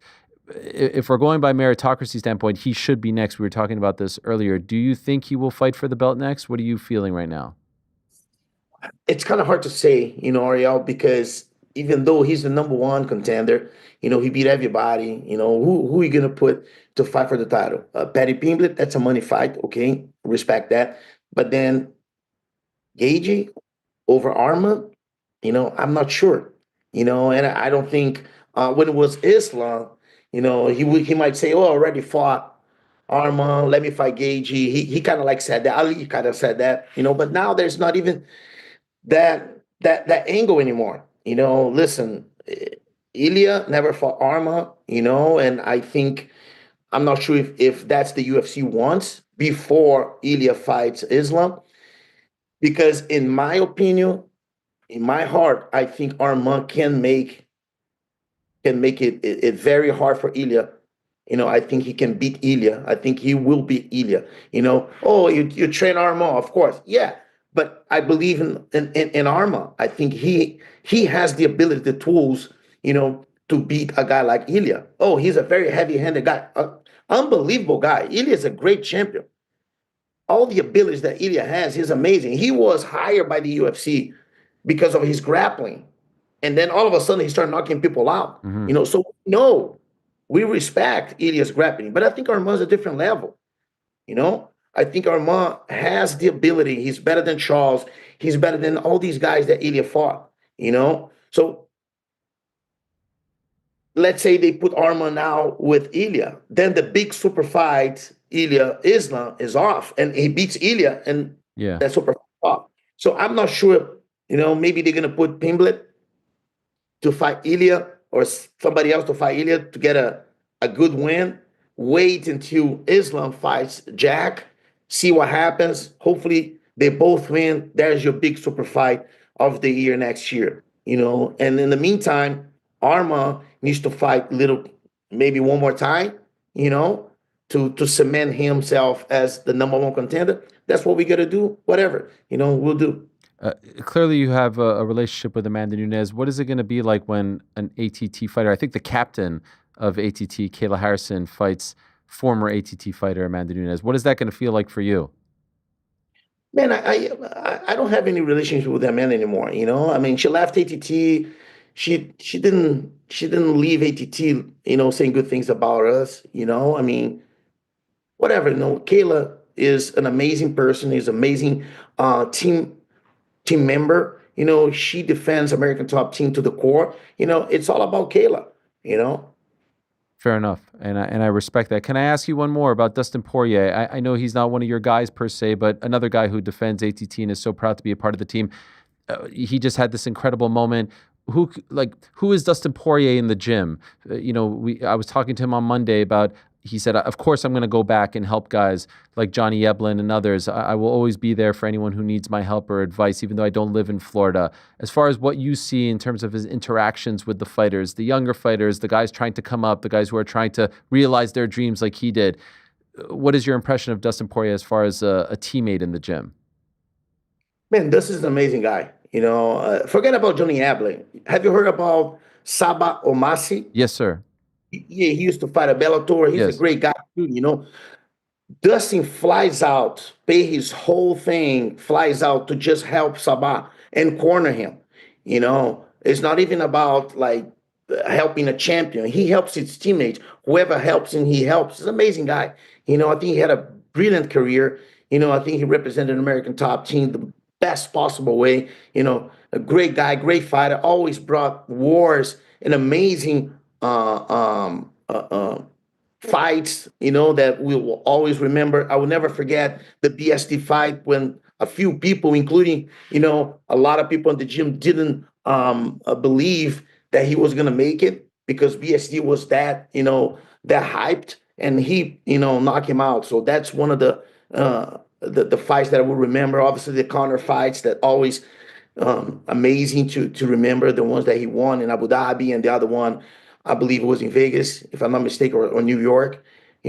All good things. Only good things about Dustin Poirier. He's amazing. I hope he has a better retirement. The best things for him and his family. You're amazing, and I'm sorry that it took me so long to have you on the program. Phenomenal stuff, Parrumpa. By the way, you went from Parrumpinha to Parrumpa. When did you graduate? Because Parrumpinha is smaller, right? Now you're just Parrumpa. When did you have that graduation? Well, American people doesn't know how to say Parrumpinha the way you do. Okay, that's the right way to say. But people were like getting too confused, and then I guess like Dan started calling me Parrumpa, and then everybody started calling me Parrumpa. So that's what it was. Well, you're doing great things. Congratulations to you and the whole team and all the success. It's amazing to watch. Tremendous stuff on the show today. Thank you so much, Marcos. Really appreciate it, and we'll have you on again soon. Thank you so much for the opportunity to be here. Yes, my pleasure. Obrigado. There he is, Parrumpa, formerly known as Parrumpinha, back in his competition days, doing amazing stuff with the likes of Renato Moicano, Alex Pantoja, Armin Tsarukyan, and many others as well. Great to get his insight. Love the conversations with the coaches. Now, we'll keep the ATT theme rolling along here because one of their best young fighters was in action once again this past weekend, the PFL card in Cape Town, South Africa. It was PFL Africa, their debut in South Africa. And wouldn't you know it, the face of the PFL, in a lot of people's eyes, including my own, as far as active fighters are concerned, there's really no denying it. The one that everyone talks about the most, it is the undefeated Dakota Ditcheva. She is now 15-0, had another dominant win, may have injured her hand in the fight. I'm not sure. And, yesterday on the program, I did notice a couple people because we had AJ McKee on, we had Costello Venstinas on. There was one guy on YouTube saying, are you beefing with Dakota Ditcheva? Why hasn't she been on the show for so long? And so they're telling me she's here. But I'm not sure if I actually believe it. Is she actually there? She's actually there. Oh my God, no, I don't believe my eyes. Because yes, there was some talk that there was beef. Is she actually there? I can't tell. Is that her? Is that AI? Is that real? Is that really you? Yeah, she's still here. I'm still good, there. Thank you. What did I do? Did I offend you? Was it one too many Man City jokes? I think it was one too many, right? I think it was, I've been put out by the Blue Boys for sure. Oh my dear. I mean, there I see a whole media tour with every outlet under the sun, and little old us, we can't get anything. Not even a single 5-minute chat. Nothing. You're always the one that gets me in trouble. I'm the one. How do I didn't even get a chance to talk to you. I couldn't even get an attempt to get you in trouble. You think I'm trying to get you in trouble? I can't even try. I can't even get that shot. I mean, you don't need a shot. You just seem to be able to do it anyway. Wow. How did I get you in trouble? What did I do? How can I make this right? I mean, we all know you, Ariel, don't we? We know what you're like. Who are you talking to? We know what you're like. Who's talking to you? Who's planting this seed in your head? Is it Kayla? Who's the one? Probably a few.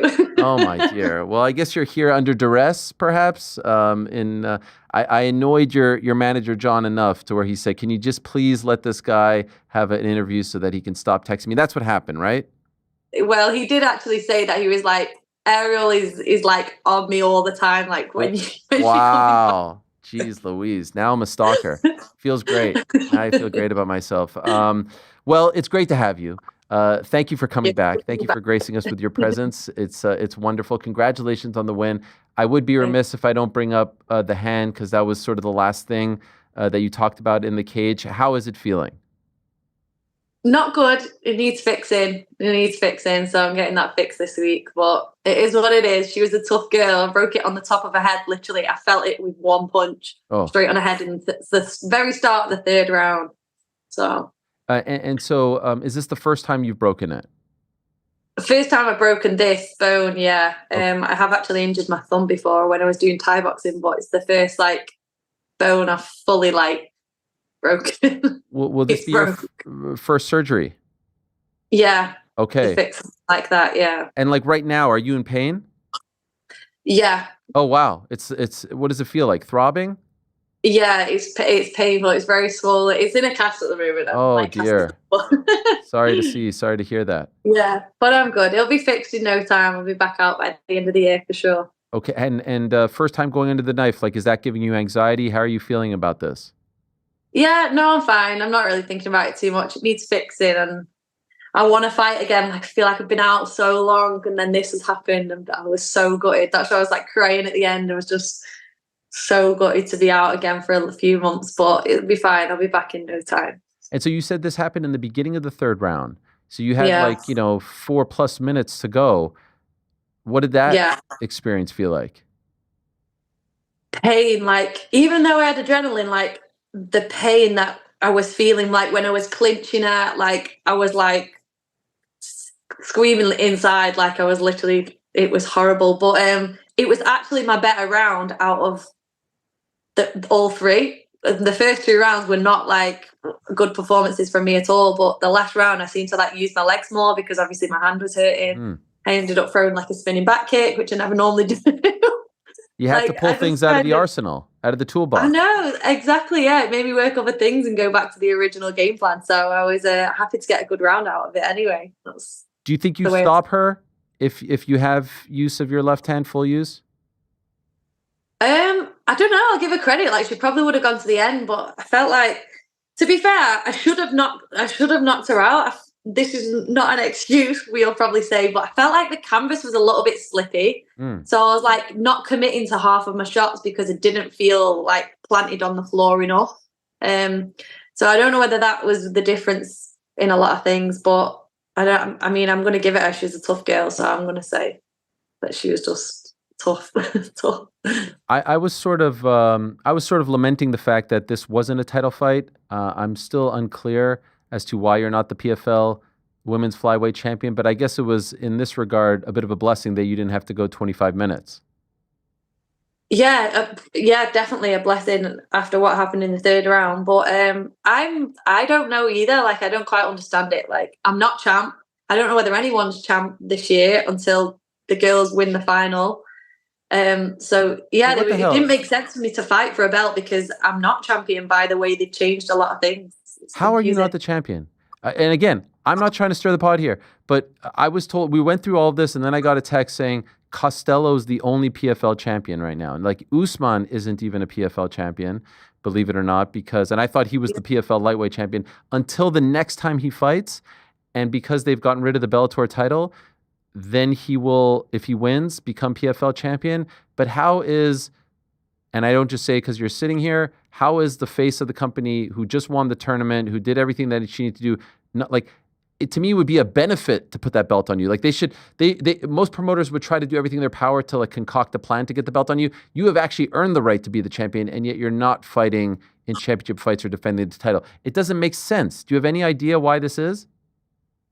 Yeah, no, honestly, I don't know. The only thing I can say, I don't know whether anyone else can answer the question, but I can just say that I was champion of the season last year, and that's that. They're not, I don't know, but like you said about Usman, he's got a Bellator belt. I have a PFL belt.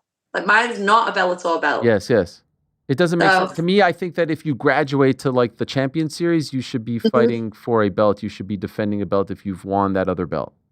Well, yeah, because I'm going to be challenging whoever wins this year. How does that make sense? Oh, geez. That is a little weird. And so could I ask you, because you did break some news also in the post-fight interview, you announced that you had re-signed with the PFL. Congratulations. Are you happy with how everything turned out? Yeah, I'm happy. Yeah, I am happy now in the end. It took a while. I mean, I fought last November, so it took a while for us to come to, something that was right for the both of us. But I'm happy now, I just secured my future for me and my family. So over the next few years, I'll be there till 2027. So, I mean, how can I not be happy with that? I'm looking forward to hopefully building the division now. And like I said, challenging someone else. Like if I'm not champion, for me, I don't really care about that. I care about winning, I don't really care about the belt. So for me, I get to challenge other girls now, and I'm happy to carry on doing that, but getting what I deserve out of it at the same time. Yes, and congratulations on that as well. Can I ask from your perspective, why did it take so long? Because like you just said, I know what I've brought to the table for the last 2 years. I stuck to everything that I said I was going to do. I won everything. I feel like I represent PFL very well, media-wise. I'm constantly, doing my job. And yeah, I just know what I deserve now. And I feel like it just took a little bit of time for them to understand how serious I was about, getting what I deserve. And obviously I wasn't really going to settle as well. And I think it's difficult. I haven't really seen where the division's going. I want to be somewhere that's active. And when you keep me out for 8 months, you're not giving me any confidence for me to be active. You know, I'm not okay with sitting out for 8 months, and I'm not okay for sitting out for longer.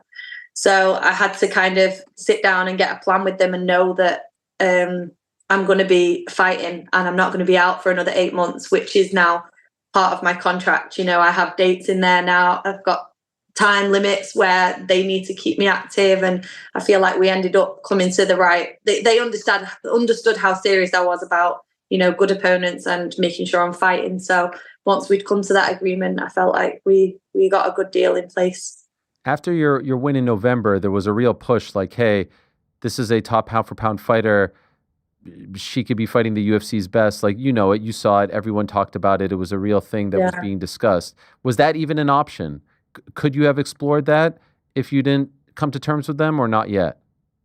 I mean, over the next few years, I don't know.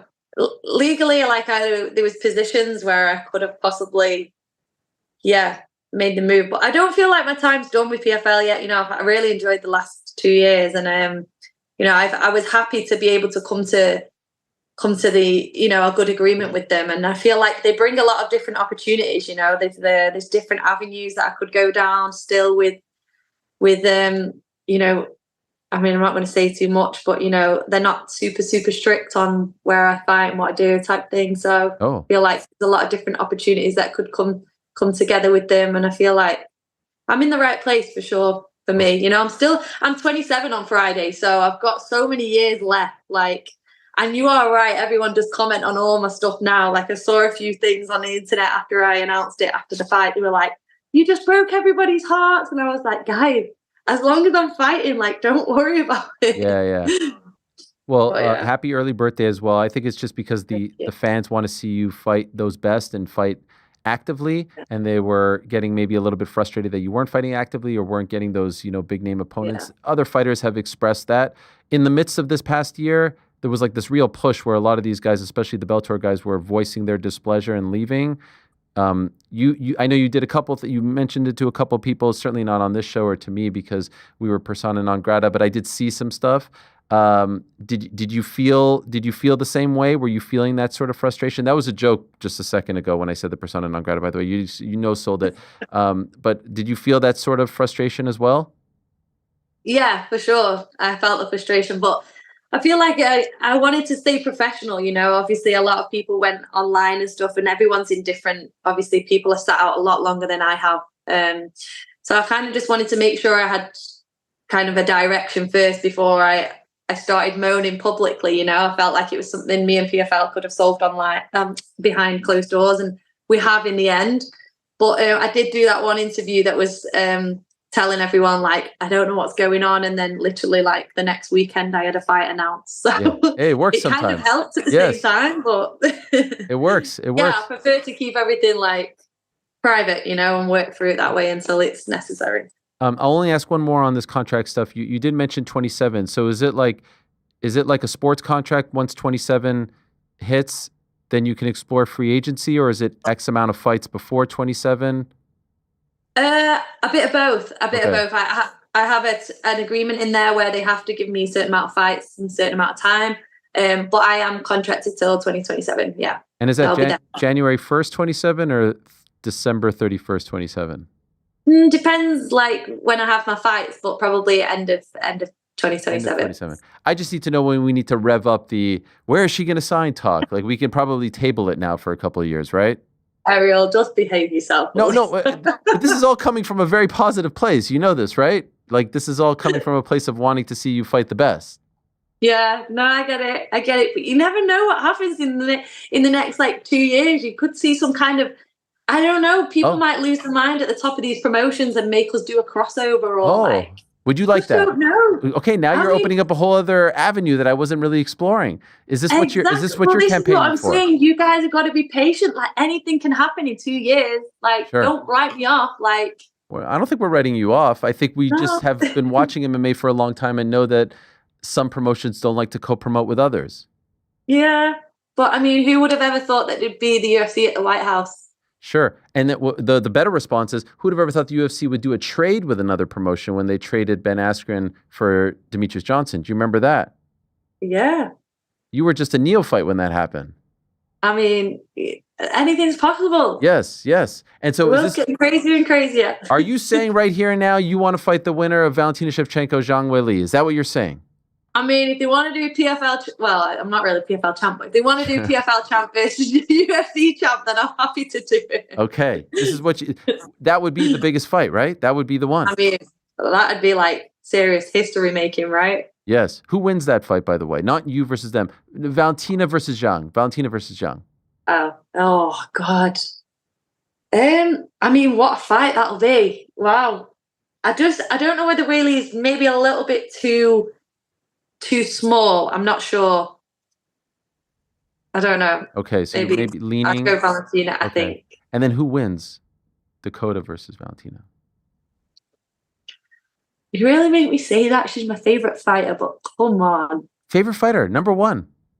Yeah, she is. She's always been my favorite fighter, Valentina. Wow. Yeah. All time. Yeah, all time.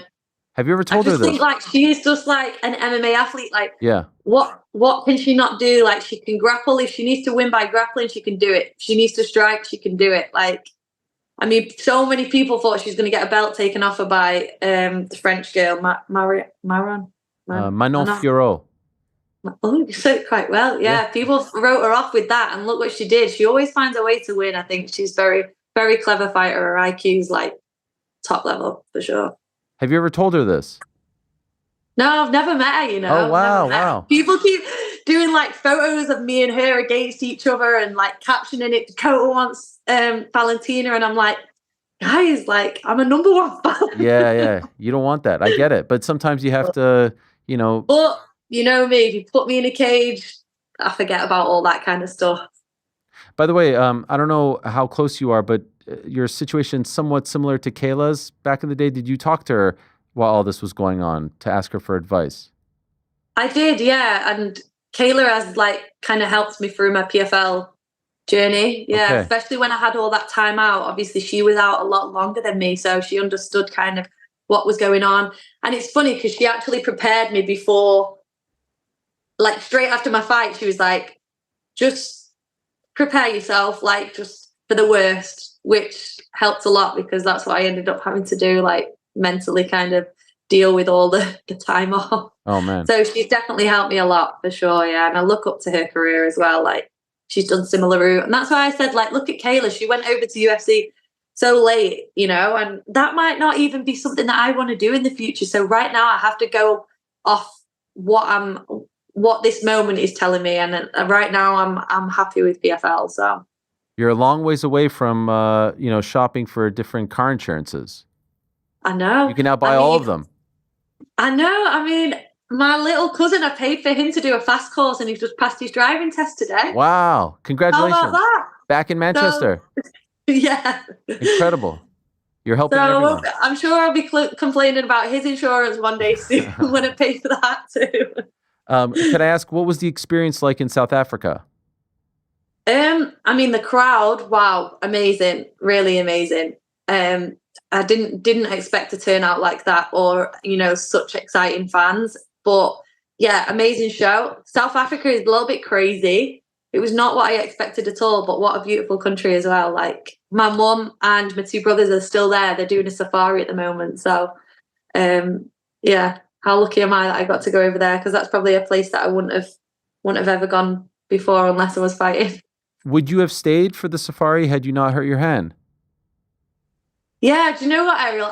No, I wouldn't, because I was coming back. I had to fly back. Me and my dad had to fly back because I was actually I had commitments in Bulgaria. I had rehearsals for a movie that I'm going to be in. Oh, yes. And I had to cancel that because I've got to have surgery on my hand now. So. Oh, dear. So you're not in the movie anymore? Maybe. We're going to try and work it out because it was only rehearsals and not filming it just yet. So we're going to try and kind of make it work, but we'll see. What's the movie? Can I ask, or are you not allowed to talk about that? Yeah, I don't know if I'm allowed to say too much, but especially if I might not be in it now. But sure, but is it? You'll find out soon. Is it a Bulgarian movie? It is. It's going to be speaking in Bulgarian, yeah, but it's going to be broadcasted like in lots of different countries. So you can speak Bulgarian fluently. I wouldn't say fluently, but I can speak Bulgarian, yeah. Okay, wow. How did this come about? I mean, they contacted my dad because it's funny. Bulgarians get behind the fans a lot more than English. Get behind the athletes a lot more than English do. So like the support I have in Bulgaria is probably bigger than the support I have in England. I would probably say. Really? So, You feel that? Yeah. From social media and stuff? 100%. Yeah, like I can go on like TikTok, I can do like a live and it's just all Bulgarians watching. Like they're just like right behind you. Because obviously they don't get as many like high-end kind of athletes, you know, so they really get behind you. And they're very like dedicated to supporting their country. Like me walking out with a flag is like so big for them. For me to be holding a Bulgarian flag is like massive. So I'm like all over the news over there and stuff. So I think they must have seen me through that, and then they contacted my dad. So yeah. And would you be playing like a non-martial artist person, or is it like a fighting movie? No, it's non-martial arts person. Wow, that's big. Oh, they gotta know. figure this out. They gotta figure this But out. I'm a fighter first, so my hands got to get fixed, and then I'll sort that 100%. All that stuff is ancillary stuff. Yeah. Is the competitor that you are you annoyed that your finishing streak has been snapped? Does this bother you? Do you think of these things? Oh, Jesus. I'm silently screaming. Yeah, I'm sorry. So annoyed.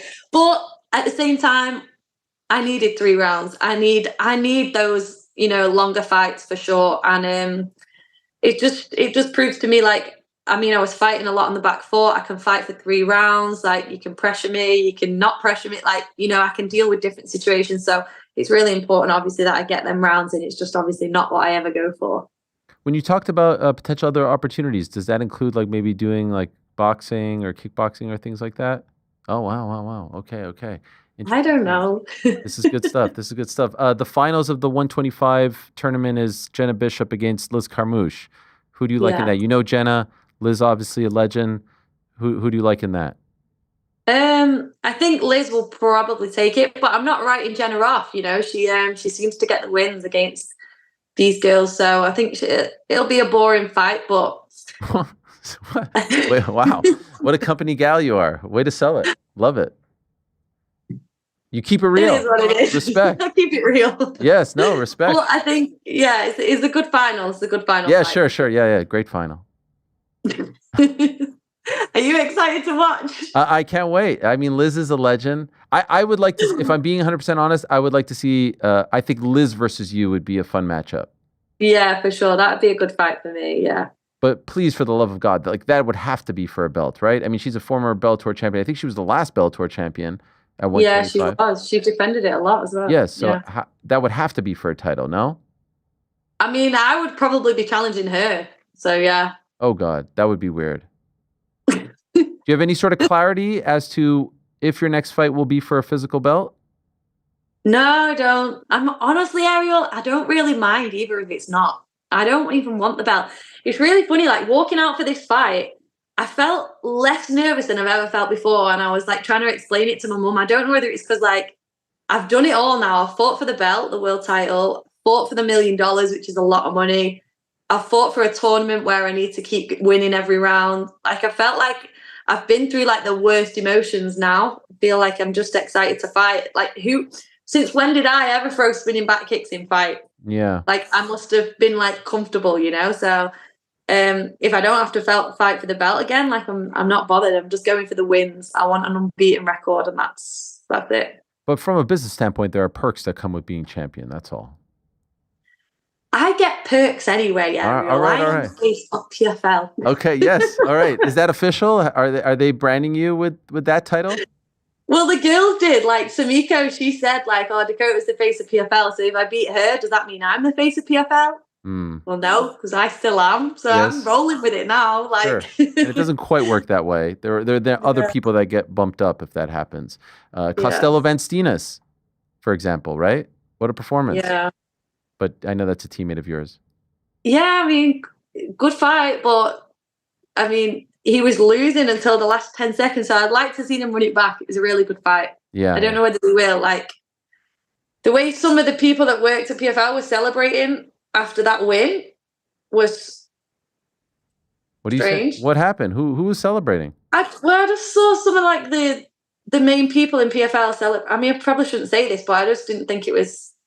They're not. I don't know whether they're going to give him the rematch. They seem to really, really be happy that Costello had won. So,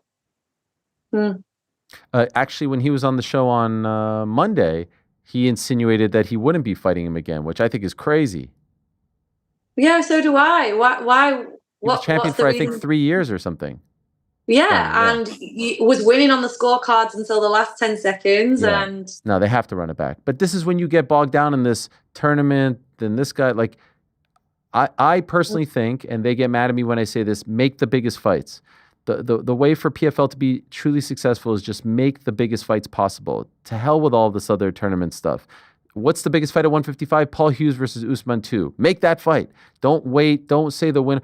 What's the biggest fight at 125? You versus Liz. Make that fight. What's the biggest fight at 185 now? Now it's almost a blessing. Okay, they've got a new guy, a new face at 85. Make that fight. Once you get bogged down in these like semantics with the tournament and this guy moves on to that and he becomes the champion of this, it gets too confusing for the fans. They know big fights. That's all. That's the fight game. yeah, no, I get that. But then PFL also known for like tournament system now. Nah, you got to evolve. You have to evolve. You could be right, Ariel. You could be right. I think I am right. They've got a new CEO though, right? Yes. Now, so you never know what's going to happen. That's why I said like things change so quickly. I think there's quite a lot of people excited behind the PFL team that are excited about him coming in, and he seems like he really knows the sport really well. And yeah, it could be exciting times for them. You never know what changes he's going to make. As the face of the company, have you met the CEO? I haven't yet. Wow. No, I think I don't know whether he's actually fully started just yet. Right. But I've been told a little bit about him and what to expect from him and stuff. So I'm excited to finally meet him soon anyway. Yeah, I think he starts in September, but if I were him, I would make a call. Yeah. To the face We'll see. of my company. Can I sneak in one? Can I sneak in one football question? Go on. How do we feel about KDB leaving? That one's tough, right? God damn it. Yeah. But we do need some new players. We do. We need a refresh. So this could be a good thing. Okay. And losing to Al Hilal in the Club World Cup. Did you watch any of that? Do you care for that? All right. Have we timed out yet? Okay. I thought I didn't. I snuck one in. I did say one. I'm sorry. That was weird. I was shocked by that one. Yeah. I mean, they always shock us with like the most daftest matches. Like of all matches you think we could possibly lose, they always lose to the other ones. Oh yeah, Crystal Palace FA Cup final. I mean, who could forget? We needed that one, by the way. I was rooting for Man City because if you guys would have won, that meant Forest gets Europa League, and now Crystal Palace wins somehow. I have no idea, shockingly. So then Palace got Europa League, and then we get Conference League, which is the shite one. But now something happened with some emails with Crystal Palace, and now they got dropped down and we got bumped up. Have you seen all this craziness? No, why would I be looking at Crystal Palace? Yeah, you can't be bothered. Yeah. Do you know a player you have just lost though? Morgan Gibbs White, my guy. And who else have you Anthony lost? Elanga, my other guy. I love it. Yeah, it's been a tough summer. Now for you guys. Yeah. Oh, okay. That's fine. We'll see you soon. No, it has been a tough summer for us. Although Morgan, now they're trying to keep him. It's a weird one because there was like a transfer trigger clause thing, and Spurs tried to take him. The business of football over there in the UK is very weird. It's unlike here in the United States. True. Well, I have to say, I like this new contract signing, no F's given, Dakota Ditcheva. I think this is a new you. I feel a different, like you're just saying it like it is. I like this. You're not kind of, muting yourself or sugarcoating things, filtering yourself. This is a good version. I like this. And maybe you have been this way for a while. We just didn't have the opportunity to speak to you. That's been the problem. Yeah, I've been studying your interviews, just getting some tips. Now I'm like no fucks given type thing. Ariel Helwani. Love 2.0. Love it. Well, thank you for coming on. It was great. Hopefully all is forgiven and we're back to being in each other's good graces and the fight is over. Most importantly, good luck tomorrow. It's tomorrow, right? It's Friday, my surgery. Friday. On your birthday? Yeah. Oh my dear. I'm sorry. That's a tough one. No. Well. By the way, what are they saying as far as the recovery? Come back this year? Yeah, for sure. Yeah, 100%. By the end of the year, November, December, I am back out 100%. Amazing. All right. Well, good luck with the surgery. Happy early birthday. Congratulations on the big win. Congratulations on the big contract. Congrats on all the success. And most importantly, thank you for coming on. We really appreciate it. Thank you. Good to see you. Good to see you as well. There she is, the one and only Dakota Ditcheva, the face of the PFL, doing big things and winning once again, improving her undefeated record. She is now 15-0. Yes, her stoppage streak has come to an end. What a streak it was. She had a 100% finish ratio in the PFL, 10-0 in the PFL. So she had 9 wins via stoppage. But, what does it matter? 15-0, 10-0 in the PFL. What a run she's been on. And I did sense, by the way, like she's not thinking as far as the answers are concerned. She's letting it fly, which I think is good. I think people like that. I think people appreciate that. And they should do everything in their power to keep her. She is someone that I think all the MMA fans want to see fight the best. And there was that big movement after she won in November. She won the tournament. Okay, let's see her fight the best. PFL needs to keep fighters like that in their stable if they want to grow. They can't be the place where they can't be the pit stop place. They can't be the Montreal Expos circa 1994. We build the talent, you take the talent. No, they have to build especially homegrown talent. Paul Hughes, I know technically not homegrown, but fighters who are not former UFC fighters are worth 10 times more in my opinion. So Usman, you got to try to keep him. Paul Hughes, got to try to keep him. Dakota, you got to try to keep her. Costello, keep him. Eblin, keep him. Those are the fighters that you really, really need to take care of, in my opinion. The other ones are great too. You can have those guys, the Francises. You can you need to sprinkle them throughout, but very important to have those, for lack of a better word, homegrown, non-UFC cast-off fighters to the eyes of the fans. All right, time for super chats, Frank. What do we got? Well, we got some super chats. Okay, that's for sure. Personal Stash sent in $5 to let us know they do in fact have $5. Oh, thanks. This was in reference to if you just want to put $5 down on the eBay. Oh, yeah. Well, listen, every little bit counts. It really does. And that's the thing. What are we at now? Let me see here. eBay.com. 2,565 viewed in the last 25 or 24 hours. Let's get those numbers up, guys.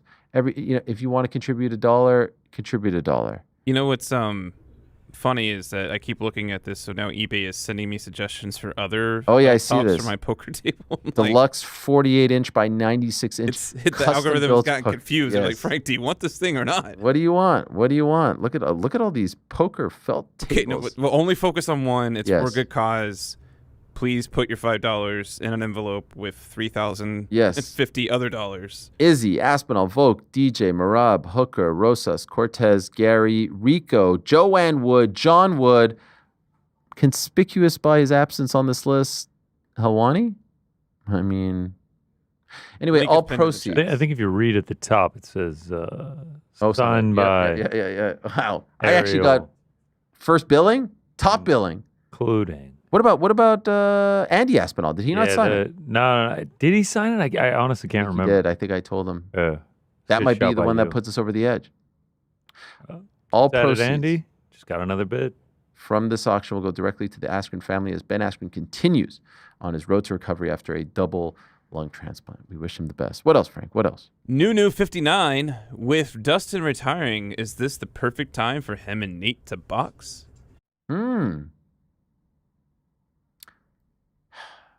This is a very, very, very selfish thing for me to say, but that was such a great retirement. So I say, it would be nice for him to end it there, but of course he would get paid millions of dollars if he boxed Nate, right? Like one of these promotions would pay him a lot of money. And so, yeah, I guess. But can I also say, I would want to see Nate fight Dustin in MMA, even at this point. Right? Yes. Yeah, so. I would rather see them fight MMA. Which, by the way, is kind of the same for every single UFC turned boxing thing. I do wonder who Nate is going to fight. When are we going to see Nate back? And who's out there for him to fight? There was some talk of him versus KSI. I don't know if I wanted to see that, really. No? Now that Tony is in Misfits. I don't really want to see that. We saw Nate, Jake. I don't know how that. Nate, Mike Perry? Shit. I'm down for that. The promos for that would be sick. In boxing. I think there was some talk about that. Nah, do MMA. Oh, in MMA. So or BKFC. Ooh, Nate and BKFC. Nate and BKFC. Insanity. Yeah, that'd be nuts. That would be insanity. The scar tissue could open quick on that. Knucklemania 5? Oh, yeah. Or is it Knucklemania 6? I think it's Fuck it. 6. Just make it a standalone event. What else, Frank? What else? Sammy writes in, Ariel should be leading promoter if Shakur versus Connor happens, or host of the press conference. Who is this Ariel that you speak of? I believe it's Ariel. That would be incredible. I would love that. Now, am I getting chosen to do that? Probably not these days, but you never know. One can dream. One can dream. But yes, that would be great. And wouldn't it be crazy if the cookie crumbles in that direction? Like, who would have thought? At least give us credit, at the very least. Let's see. I'm still thinking that they're going to do Ben Eubank 2. Or is it Eubank Ben 2 because he won? Nevertheless, I still feel like that's what they're going to do. They alluded to the fact that they want to do it in November now. But if they're going to do that in Riyadh, that has to be in the UK, right? That has to be in the UK. What else, Frank? What else? First time I've heard this question. Jake from Windy City says, planning a trip for New York City for the first time for the holidays. What are your favorite places in NYC? Restaurants, museums, etc. Excited for the Met. Yes. Well, there's a million things that you can do. You have to go to Sasabune. You have to get the omakase. Go to the That's what they USS said. Intrepid. Yes. Go to Magnolia. Get the banana pudding. Get a slice. Where are we getting a slice? What's the number one slice? John's? I believe it's Boots. Two boots? Two boots? Yeah. No, the far Raised up. papaya. But it doesn't really matter. Just get a slice Just somewhere. get a damn slice. Just go somewhere. In particular, one of those not 99 cents anymore, but definitely not the dollar slice place. No, my favorite, if you notice the 99-cent pizza places that had 99 cent in the name, have taken the cent down, and now it's just 99 pizza. Yeah. And if you look, it's $1.50 for a slice. Of course. Times have changed. There's a place called Champion Pizza around here, which is pretty good. Have you guys had that? I have not. Check out our good friends at Glaze. Oh, there's a new Wegmans is great too. Wegmans is solid. Yeah, we went to Wegmans next door last week to celebrate our birthdays. Conspicuous by his absence on that day was On Air Jordan. Why didn't you show up, On Air Jordan? I double booked myself. I had made plans with some friends a few weeks earlier. You realized this was you were part of the celebration. Yeah. Yeah, well, they wanted to celebrate me too, so it's, I had to choose. Wow. What's funny is you guys were the Beat Squad. Wow. The day of the dinner, wow. Ariel was like, where is Jordan? Yeah. And someone said he's working, and then he was like, oh man, what is he working on? Like, he was really concerned, and no one wanted to tell you. No, he just double booked him. Yeah, they told me you were working upstairs, and I was like, Well, when you guys went to dinner, I was working. I continued to work on the PT Guinness tour, which, by the way, if you want to check it out, you should check it out. No. Ariel, Let's just say PT and I had a thing last week, but we've since worked it out. What happened? Boxgate? I wasn't in the market for PT content I've heard, last week. and I'm glad that you guys made up. It made me uncomfortable having to talk to trust my me. friends. This all stems from the box? It made me very uncomfortable. You are a boxing. Listen, I'm not going to talk about this with him not here because I'm not trying to Wait a minute. go. Well, let's be unbiased about it. So let's just, everyone has said their piece, and we're good. Everyone's made up, and everyone's happy. As Aubrey once said, it went from 0 to 100 real quick. Did you just drop your microphone, Frank? I hit it really hard. Rick was in the middle of all of it. Rick, why don't you tell everyone? You were what there happened? for it? No. You were there for it?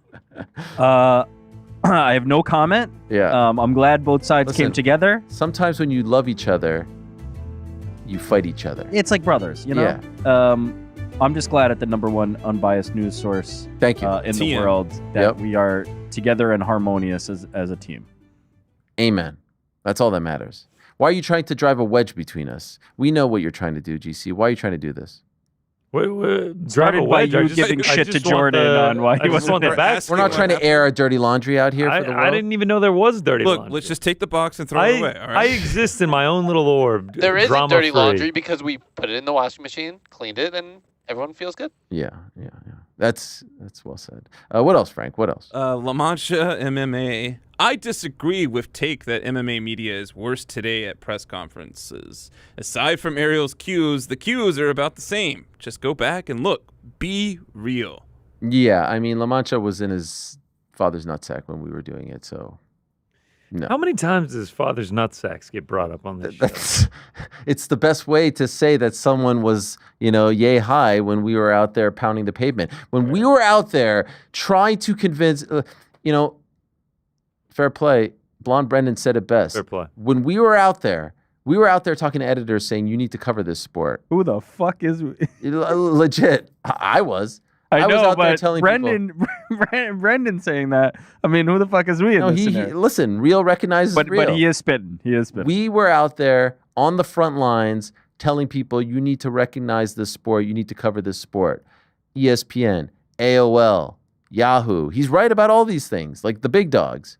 So like, yeah, we do have some equity in all this, and we do have a say, and we do know. And by the way, I wasn't even in the first wave. The first wave was the likes of Josh Gross and Loretta Hunt and Greg Savage and Jeff Sherwood and guys like that, like the Sherdogs and the MMA Weeklies and the UGs and the full contact fighters of the world. Like those were the real deal pioneers of MMA media. Not even I. I was reading those guys. I was watching those guys. And I will admit, I watched and read those guys and said, I think I can add to this. I think I could do things a little bit differently. I could do this that they're not doing. That's what everyone should be doing. That's what someone should be doing right now, watching us. Oh, I can do things differently, or I can add. I could be an asset here or there.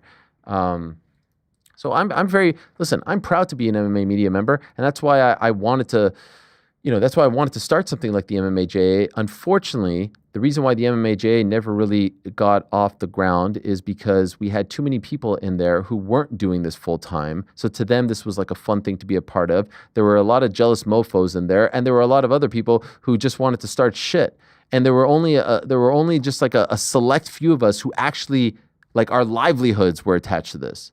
A lot of these other guys had other jobs. And so whether this failed or not, whether this progressed or not, was really no skin off their back. But for us, it is skin off their back. So when people bring up like the crying and stuff like that, it's because of my life, because I gave everything to this. I bet everything on this career. I care deeply about this. And so because of that, I care deeply about the state of MMA media. Don't get it twisted. Just because I'm not there doesn't mean that I don't care about it. Doesn't mean that I don't say like, and doesn't mean that I don't applaud when they have a good moment. Like I still consider myself a part of it. Just because I'm not sitting there at the press conference, we're still a part of MMA media. We just also happen to be a part of the #1 unbiased combat sports site on the planet. Reserved TM. Yes. Yeah. What else, Frank? What else? Lastly, Firefly Funhouse. Tag team match, Logan Paul and John Cena versus the Helwani Boys. Ooh. Could you imagine? That would be something. I'm taking Walter. Big business. Oh, yeah. Oh, like I was thinking of you guys. Oh, we're the hell? No, we're the boys in the back. Oh, wow. Don't get the branding Definitely fucked up. your sons who took great offense to D1 Global. Yeah, they it's the prime the prime disrespect, and they're gonna represent. No one calls my dad a D1 Yeah. and gets away with it. Oh my God! I woke up today and they were downing Celsiuses. Celsius. There's Gatorade.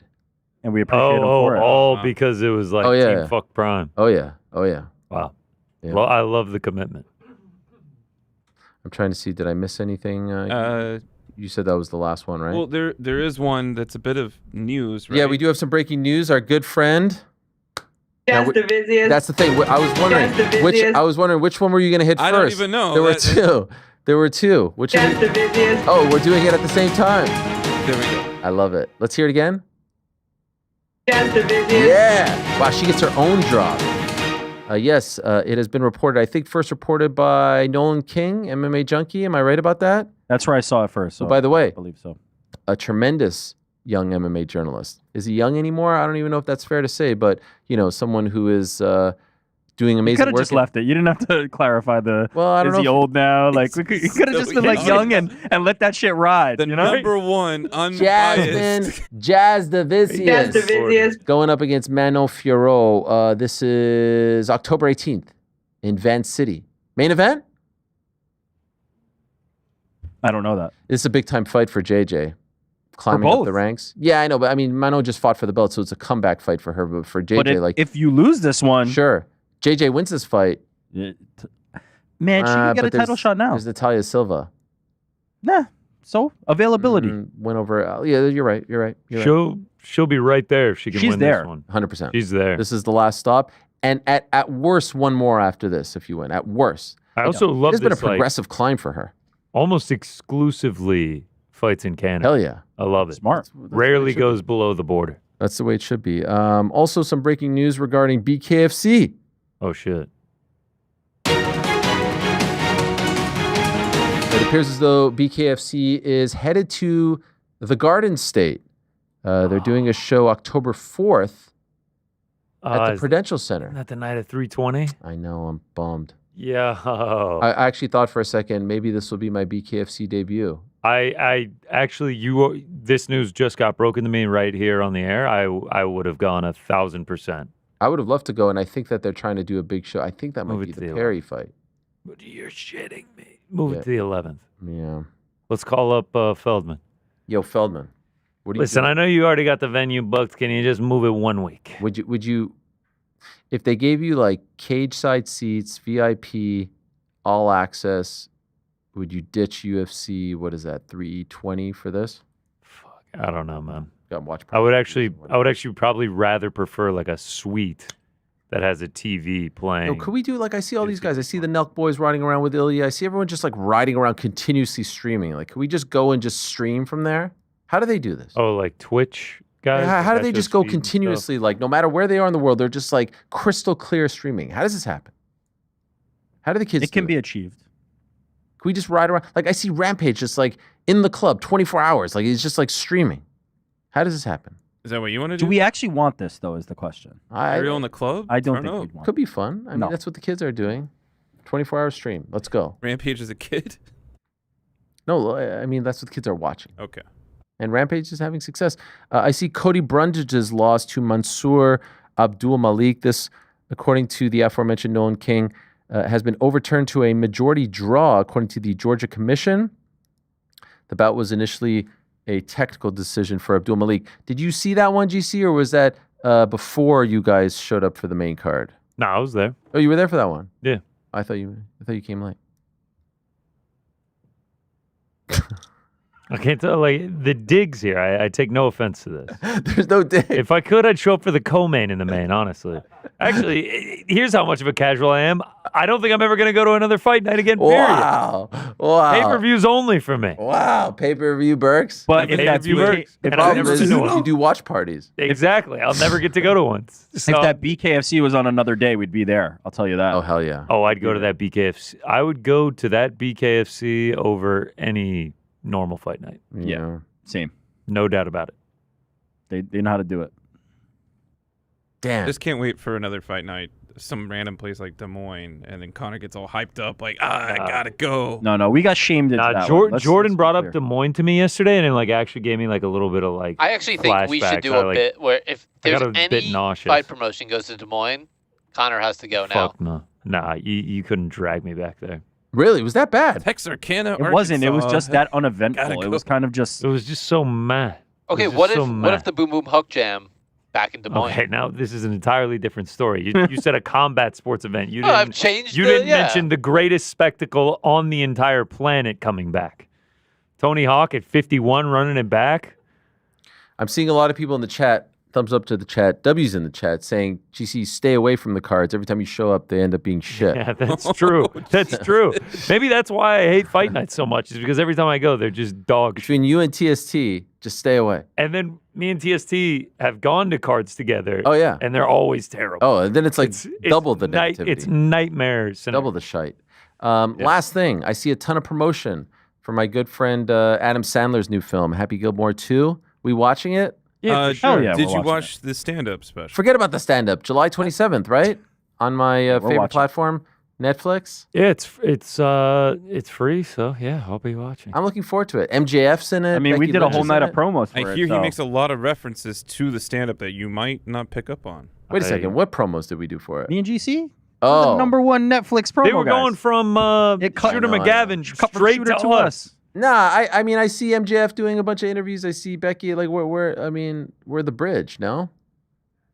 Feels like it would have been, who's booking our show? Who's making these requests? I don't know. Call the question. You're going to have to get all of them. James Tahuno? What the fuck was that cut to me? What was that? Don't think I didn't pick up I like on that. that. Wow, some shade from Andy. I like this. I think James Tahuna and Who the Fuck Is We are my top 2 drops. They're great, but you know how you know they're great? You can hear them 10 million times and never be like, you don't get tired of it. They are great, but I will say there is a bank now of like 30 others that have been completely forgotten about. Who the fuck is we? Yeah. Can I hear from Cheeto from time to time? Haven't heard from Cheeto in forever. Let's see if he even still He has doesn't that even one have on it. the See, on that's the the thing. panel. What the fuck is going on, bro? Like He can only have so many on his screen, though. That's the problem. It should I be respect infinite. the game. Fred Norris used to have infinite. Fred Norris used to use like cartons. Like he was like this is nostalgia. Yeah. This is nostalgia here. This dude used to have to put physical carts into a machine. So that means they weren't quick. He Huh? had that like, means that he they had like weren't 3 on carts, demand. and you were like, "This is so great. This is so great." This is truly the moment I have been waiting for. It's so good. I fear for Happy Gilmore too. Oh, you don't think it's gonna be good? No, I don't think it's gonna. I think you feel that way. I think if it was a theatrical release, you would feel otherwise. Nah, Sandler. You think he's fallen off? Fallen off. He wow. No, don't say that. What do you mean? He hasn't fallen off. He's a big check getter though. Now. Yo. Yeah, and he owns up to it. He's won like 1 million Razzies, and he knows that. And when he gives the speech, he's just like, "Well, fuck it, my bank account's huge." Yo, the one Hustle. Uncut Hustle Gems. was great. Hustle was pretty not good. bad. Hustle was pretty good, and Not that Uncut long Gems were both pretty good. That's But within then the there's last like 5 Haunted years. Mansion with Jennifer Aniston and shit. Alright. You know, Hubie Halloween. Yeah, Haunted Mansion. Is that what it's slaps. called? No. Christ Then almighty. there was Hubie Halloween, and then there was what was it? Jack and Jill. He's pumping Those things are out. all That's those are from back in the pre-uncut gems. all Pre-uncut gems. time. All Yes, time. but there's enough bangers in there to suggest that he's still Don't got get something. it twisted. Sandler's got bangers, but You're so he's not standing. invited He's to my also bar collecting mitzvah is checks right now. incredible. He has got a catalog of bangers. Love Adam Sandler. hold on. I am not recent partaking stuff. in any sort of Sandler What'd you think of disparaging. Spaceman? Listen, I haven't watched a lot of them, but he's still. What'd you think he's of still goated, in Murder my Mystery opinion. 2? There's a Still re- goated. What was Good. your That review was of good. Murder Better than Mystery 2? Mystery 1. There's a Tell you that. reason you have not watched them. He did say when he was like, if I don't win an award for Uncut Gems, I'm just going to make the worst movie of all time. And, So, you know, true to his according to word. Connor, he did it. You know, I did love him as a voice actor in Hotel Transylvania. I'm not It's kidding. a great movie. I'm actually being serious. Hubie Halloween was actually after Uncut Gems, still- by the way. Hubie Hubie still Halloween stand was like shockingly bad. Hustle, actually, I watched it last summer. Was I loved incredible. it. I Hustle thought was it great. Surprisingly incredible. Grown Wasn't Ups a shit on 2, Little Nicky, though. banger. There's been a ton of bangers. I'm looking forward to it. Jack and Jill. Let's not go back that far. What I'm worried All about is, time. do I need to show my kids Gilmore 1 before showing them Gilmore Yes. 2? Yeah, of course. Of Yeah. course. You only have a haven't week seen it left. yet? It's only a week left on Netflix. So you Oh, better get jeez. to All right, it. we got They'll love Gilmore Happy is Gilmore. legendary from opening credits Yeah. all the way to the end. Yeah. They have a bias towards like 90s movies. They're like, this looks too old. Oh, shut That up. Sounds familiar. That's this guy right over here. Yeah. It's crazy. Pisses me off. Guys, let's end on this note, shall we? Let's end on this note. The theme of last week and this week has been the great career of one Dustin Poirier. Well, yesterday, he posted on his social media. It might have actually been this morning. He posted, as always, he is so great with his words. He posted this on social media, letter to the game. Thank you for allowing a kid to chase a dream. Thank you for the lessons. Thank you for the heartbreak. Thank you for a platform to raise others up. When I started, I wanted to find out how good of a fighter I can be, and I found out. Fighting is life. Fighting is the truth. I'm forever grateful to have walked this path, and the lessons I've learned will be with me until my heart stops. I'm not sure what's next, but I'll do what you taught me.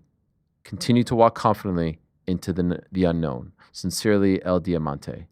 Lovely, lovely stuff. Let me read that last line again because I botched it. I'm not sure what's next, but I'll do what you taught me. Continue to walk confidently into the unknown. It's incredible. How could you not love this guy? Fucking hell. There you go, Oban. There you go, Oban. Much love, Dustin Poirier. Much love to all our great guests this week. What a tremendous week it has been for my particular show. But now I pass the baton over to the boys in the back for their program tomorrow. What's the pound for pound tomorrow? What is it? Ooh, this one's gonna be fun. Best MMA nicknames. Nicknames. And that's playing off of Bobby Knuckles. There's Bobby always Knuckles, No Mercy, Thug Nasty. There's some good ones on this card. Bobby Knuckles and the Reaper. He's a double nickname. nickname. Oh, wow. Yeah, that's kind of an evergreen one that we've been sitting on, but Axe Murderer or something like that. Yeah. Yo, there's I want to know. To narrow it to 5 is damn near There's one that I think is supremely underrated that no one ever brings up. Do I bring it up now or do I bring it up in the aftermath? Bring it up in the aftermath. Okay. Let's see if one of us does it. Let me tell you though, Frank already sent me his list, and this might be his best work yet. Honestly, Yeah, because I think like he just he really Googled it. thought about this. Did you Google it, Frank? What's Google? Yeah. Did you ask Claude? Huh? Well, you can't just make up random. No, that's Google's AI is named Claude. Wow. Which, Thanks, man. Claude? Yeah, my dad. Oh, that's Claude. Ariel loves AI. Claude. Claude. We're gonna It's a start French spelling name. it capital A or capital IEL. Chet. GP Use some of the Tario? eBay money to get you penmanship classes. No. I'm good. Thank you for asking. Not sure. How do we get on that path? Oh, you guys are doing the nicknames. Yeah. And the number is 415 SUP BITB voicemails. Give us a ring. Leave us a ring on Friday. It's the return of the crack. And then we're back on Monday doing the same old thing. Enjoy the fights this weekend. Enjoy the show tomorrow and Friday. But it's time for me to go. Look at all the new additions, by the way, to the set. Have you guys noticed all the new additions? Yeah, what's that one in front of the Wheaties box? Yeah, no, look at this guy. True to his word, Butterbean, sending me the bobblehead. Signed. Look at this one. I mean, I don't think people realize the stuff we have in here. People just come in and out of the studio thinking it's just like, oh, you got toys. No. We've got like top-notch stuff. Oh, next to the Wheaties box, you ask. Which, by the way, I think we found that I was kind of like workshopping what should be in that spot for the first few months of this program. Like, we found it. It should always have been that.